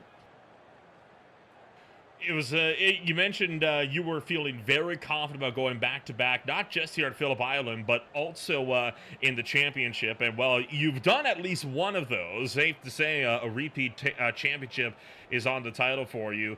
There was a lot of second places for you last year. Are you looking for the turnaround to instead try to turn those second places into wins? Yeah, hopefully that's the goal. I think. Obviously, the more first places, the better. But at the same time, beggars can't be choosers. So if we can rack up podiums and just consistent point finishes all year long compared to those around us in the championship fight, that'll be the main thing, especially. So yeah, we'll see what happens. There's a lot of good tracks. There's a lot of tracks we haven't been to in a long time as well. So it'll be fascinating to see how this season plays out. And for now, you mentioned as well when I was talking to you earlier, new look on the car for you with the Orbit Drop Bear Motorsports crew. Anybody you want to give thanks to over there for helping you to take home the win this afternoon in that number one?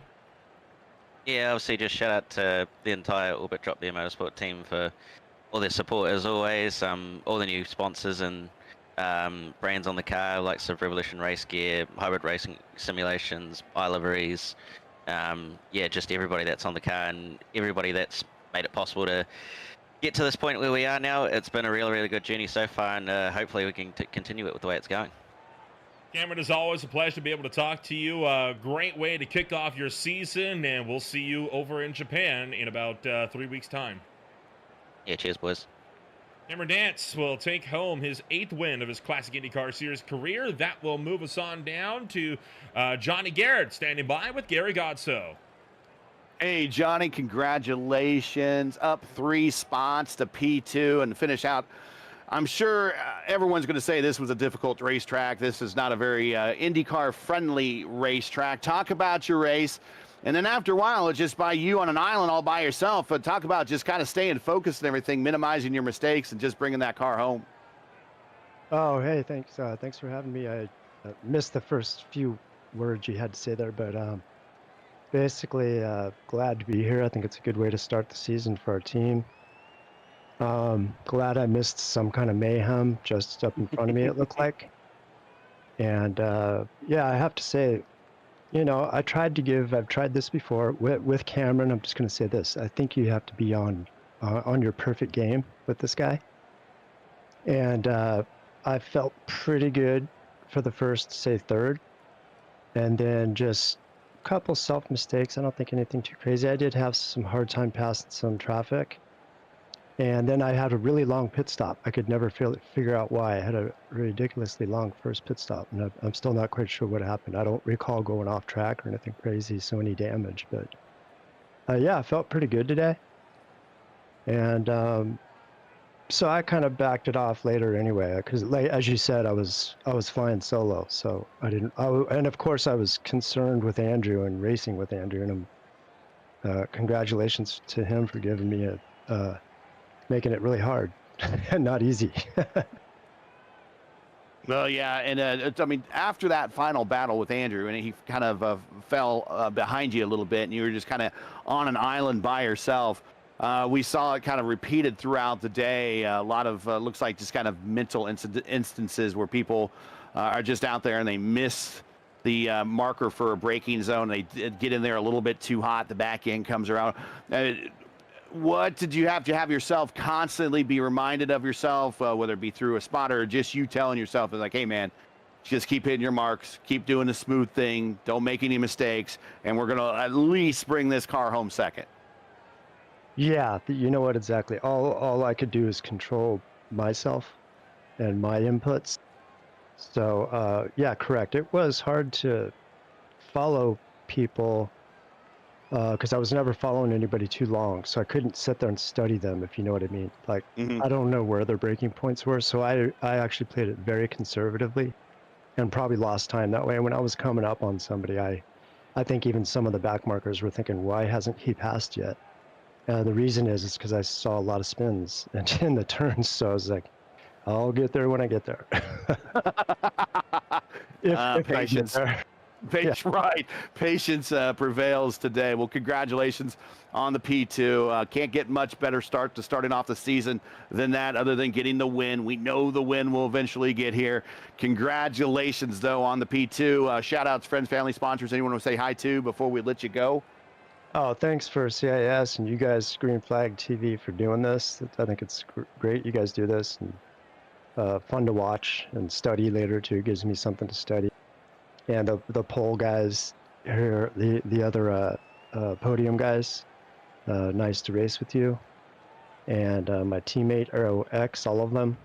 Not quite sure how many we have. There's a few. Thank all of them. We worked on setups extra hard this time, and they even helped me. We sort of helped each other solve the. There's a real brightness to the. I think people have been talking about it. There's like a shine on the track now. And like me, I don't have the highest end system, so I had to find some ways to keep it from looking blown out, like where the sun was shining behind it. But anyway, that stuff's boring, and we overcame it. So. That's right.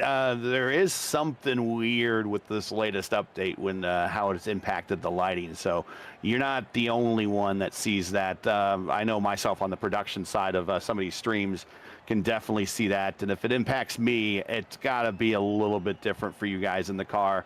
And overcoming that, yeah, I mean, you could say it's no small thing, but it makes it tougher to see a braking zone. It makes it tougher to see your marks. And that always opens up a whole other can of worms. Well, I mean, you survived the day. You got out of the blocks about as best as you can. Congratulations. And I'm going to turn it back over to Nolan. But Nolan, man, this still guy does not have a win in 85 starts. But I keep thinking this is the season. I keep thinking this is going to be the season. Hey, I mean, it might just be, right? Second place, not bad at all. If Cameron Dance had gotten caught up a bit more in that crash that saw Schwabauer up on his roof, who knows, right? I mean, it's one of the things. Yeah, exactly. It might be right there. It could be waiting. It just got to see how the cookie crumbles. Continuing on down through the podium, we'll bring in Andrew Wood into the broadcast booth. Andrew, flying some new Power Slide Team Chimera colors on your machine with the team up with Henry Bennett, and you come home third. I think a team third and fourth, about as good as you could hope for entering a new season with some new team colors underneath you. Yeah, kind of unexpected, really. In the practice session, I was really kind of all over the place and making a lot of mistakes, and kind of had to get up and take a break for a little bit and come back and kind of slow myself down a lot. And you know, when I qualified up as high as I did, I was very surprised, and then I had to avoid that calamity on lap 3, I think it was, and it was pretty crazy having to avoid that. My race was almost over, but I dropped all those positions and had to gain them all back. But I quickly realized that I had much less downforce than anyone that was ahead of me. So going down the front straightaway, made those passes pretty easily, and then once I realized that my downforce level was much lower than everyone else, then I really just started to tiptoe around the track just so I didn't make a mistake in any of the slower corners. So yeah, and then I caught up to Johnny, and really I was scared to pass him because I was, you know, we had the similar pace and everything. I was really trying to force him into an error and everything, and instead I forced myself into the error. So whatever, it's the first race of the season, and that's always in the back of your head too. You don't want to wreck yourself out on the first race of the season. You want to get the best finish you possibly can. So second place is possible, but I think a third place on a road course for me is plenty good. So I'll take it. It's a solid third place for you at the end of the day. We've been talking a lot about how this track, really not necessarily Indycar friendly, but the field managed to make it work. Outside of the first 5 or 6 laps or so, it was relatively a quiet race. You ended up running the second half more or less kind of on your own in terms of on-track position, but it didn't mean you were short of cars to dodge left and right sometimes when it came to lap traffic. How do you think this track shakes up, given that it's been on the schedule a few times now in the Classic IndyCar Series? Yeah, this is the first time I finished this track. The previous 2 times we were here, one time I ended up in the Marshall post, and another time I got collected in an early wreck. So it's definitely a track that you need a lot of patience with, and you know, the more I drive these cars, the more I realize it's more about just letting the car do the work and very small inputs and doing everything like that. So it's very, very easy to get into a rhythm, and something such as a spider crawling on your leg in the middle part of the race can really knock that rhythm out of sorts. So that's a new thing I had to deal with today that I never dealt with before. But really, it was all about just keeping your mental focus, and Jamie was really good at keeping me calm and focused and encouraging me to push and everything like that. So shout out to him, and for a really good finish on his side also. Very unexpected for both of us. And one track that we have seen run more, I think going to be about our 6th time running it, is going to be, of course, Mobility Resort Motegi. What do you reckon is going to be in store for the Power Slide Team Chimera crew coming into round number 2 in a few weeks? Yeah, Motegi's been kind of an Achilles heel for the Chimera side of things, so we'll have to work with Henry and see if he's got any good ideas for direction to go in the setup there. We've had very, very poor performance there in previous Motegi races. I remember, I believe it was 2021 or 2022 that we all qualified at the back, and the track was so slippery and it was next to impossible to pass anyone. So that race tends to be a little bit more attrition filled. So hopefully we qualify ahead of all the mess and have a good showing there. Well, we'll wish you the best of luck then when we go racing for round number 3. Round number 2, sorry, in 3 weeks. Congratulations on the 3rd place finish this afternoon, and we'll see you again. And who knows, maybe this time you can turn Motegi around. Yeah, thanks a lot. I appreciate you guys.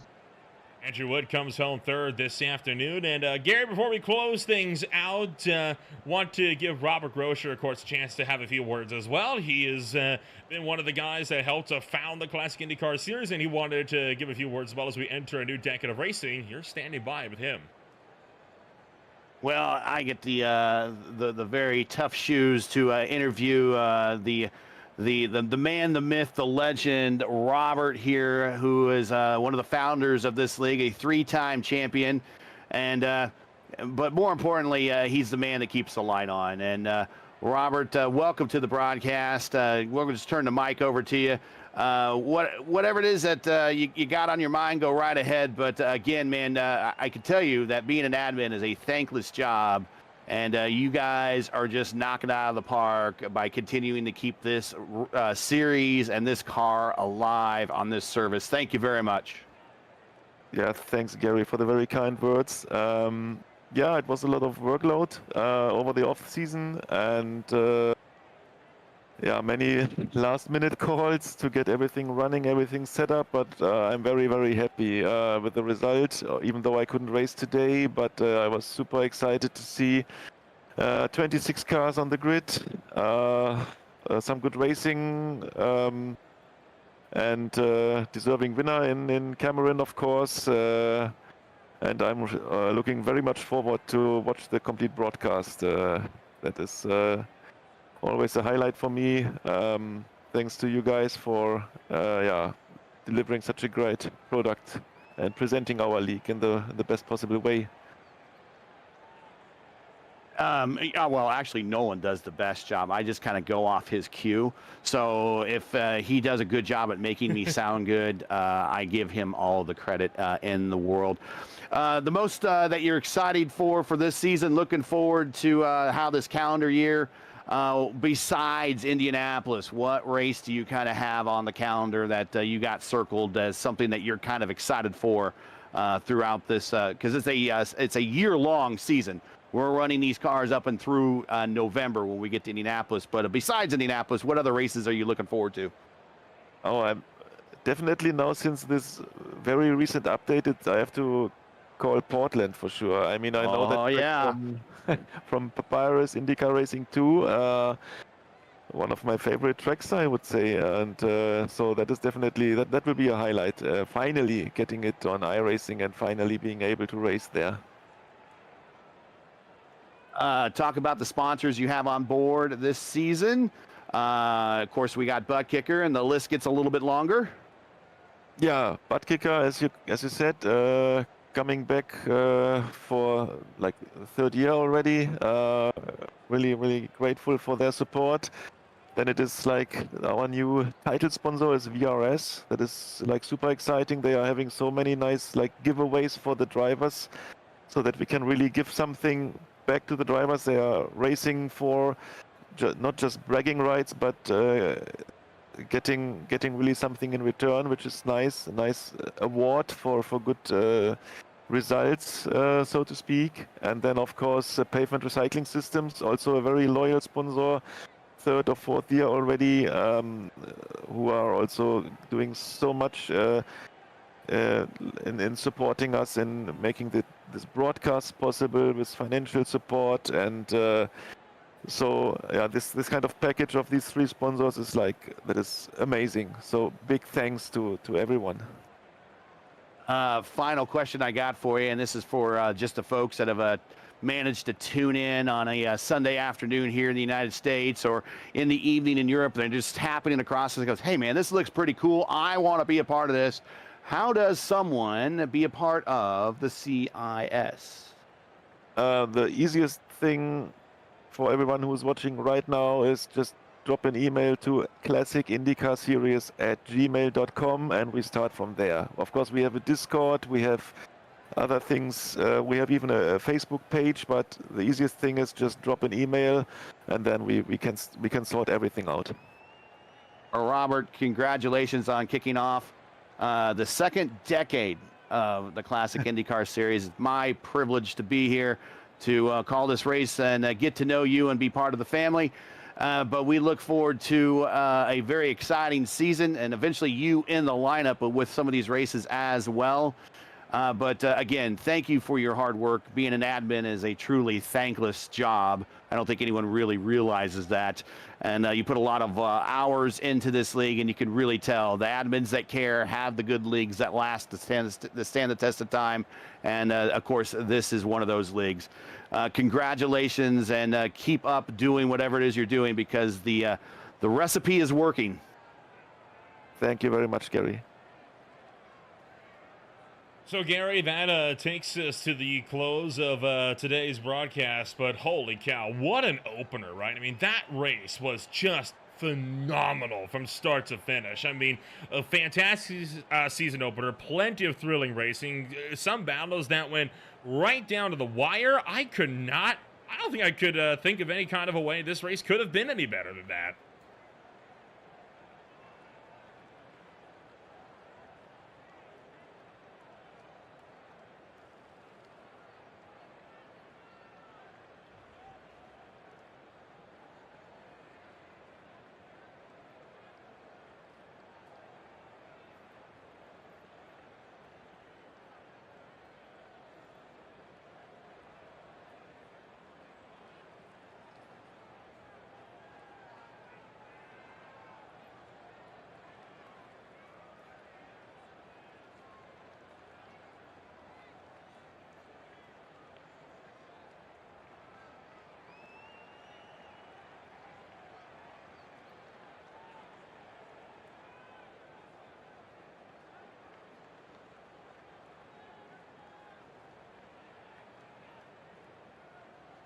We're also off to the Oval next at the close of racing action today, as the ASRL Xfinity Series will be up for more racing action at Atlanta Motor Speedway. 160 laps around Hampton, Georgia. The OMSRL Cup Series will be back with more racing action at 8:45 p.m. Eastern Time on Tuesday night at Chicagoland, and then on Wednesday, the Beer League gets set to close out their 10th season of racing action in Elkhart Lake, Wisconsin at Road America. That'll be at 9:20 p.m. Eastern Time. From there, Speed Cup Series is back for more at Homestead Miami Speedway, 9:15 next Thursday. Saturday is going to be the SRA IEL Truck Series for Round 11 in the Music City 150 at the Nashville Super Speedway. In the meantime, we'll be seeing the Classic IndyCar Series back on track in 3 weeks' time when they go racing down at Mobility Resort Motegi, and we are definitely looking forward to seeing all of you back out for more. For now, if you want to find out more about who we are and what we can offer you, check us out today at www.greenflagtv.com. And then from there, my name has been Noel Remble alongside Gary Godsill. Scott Rankin and I'll be back in the booth in just about 3 hours. And we'll bring you all the action of the ASRL Xfinity Series once again presented by Purple Haze Autosports. In the meantime, from Phillip Island, thank you so much for joining us. We'll see you all in 3 weeks when we swing up the coast of the Pacific to Japan at the Mobility Resort Motegi.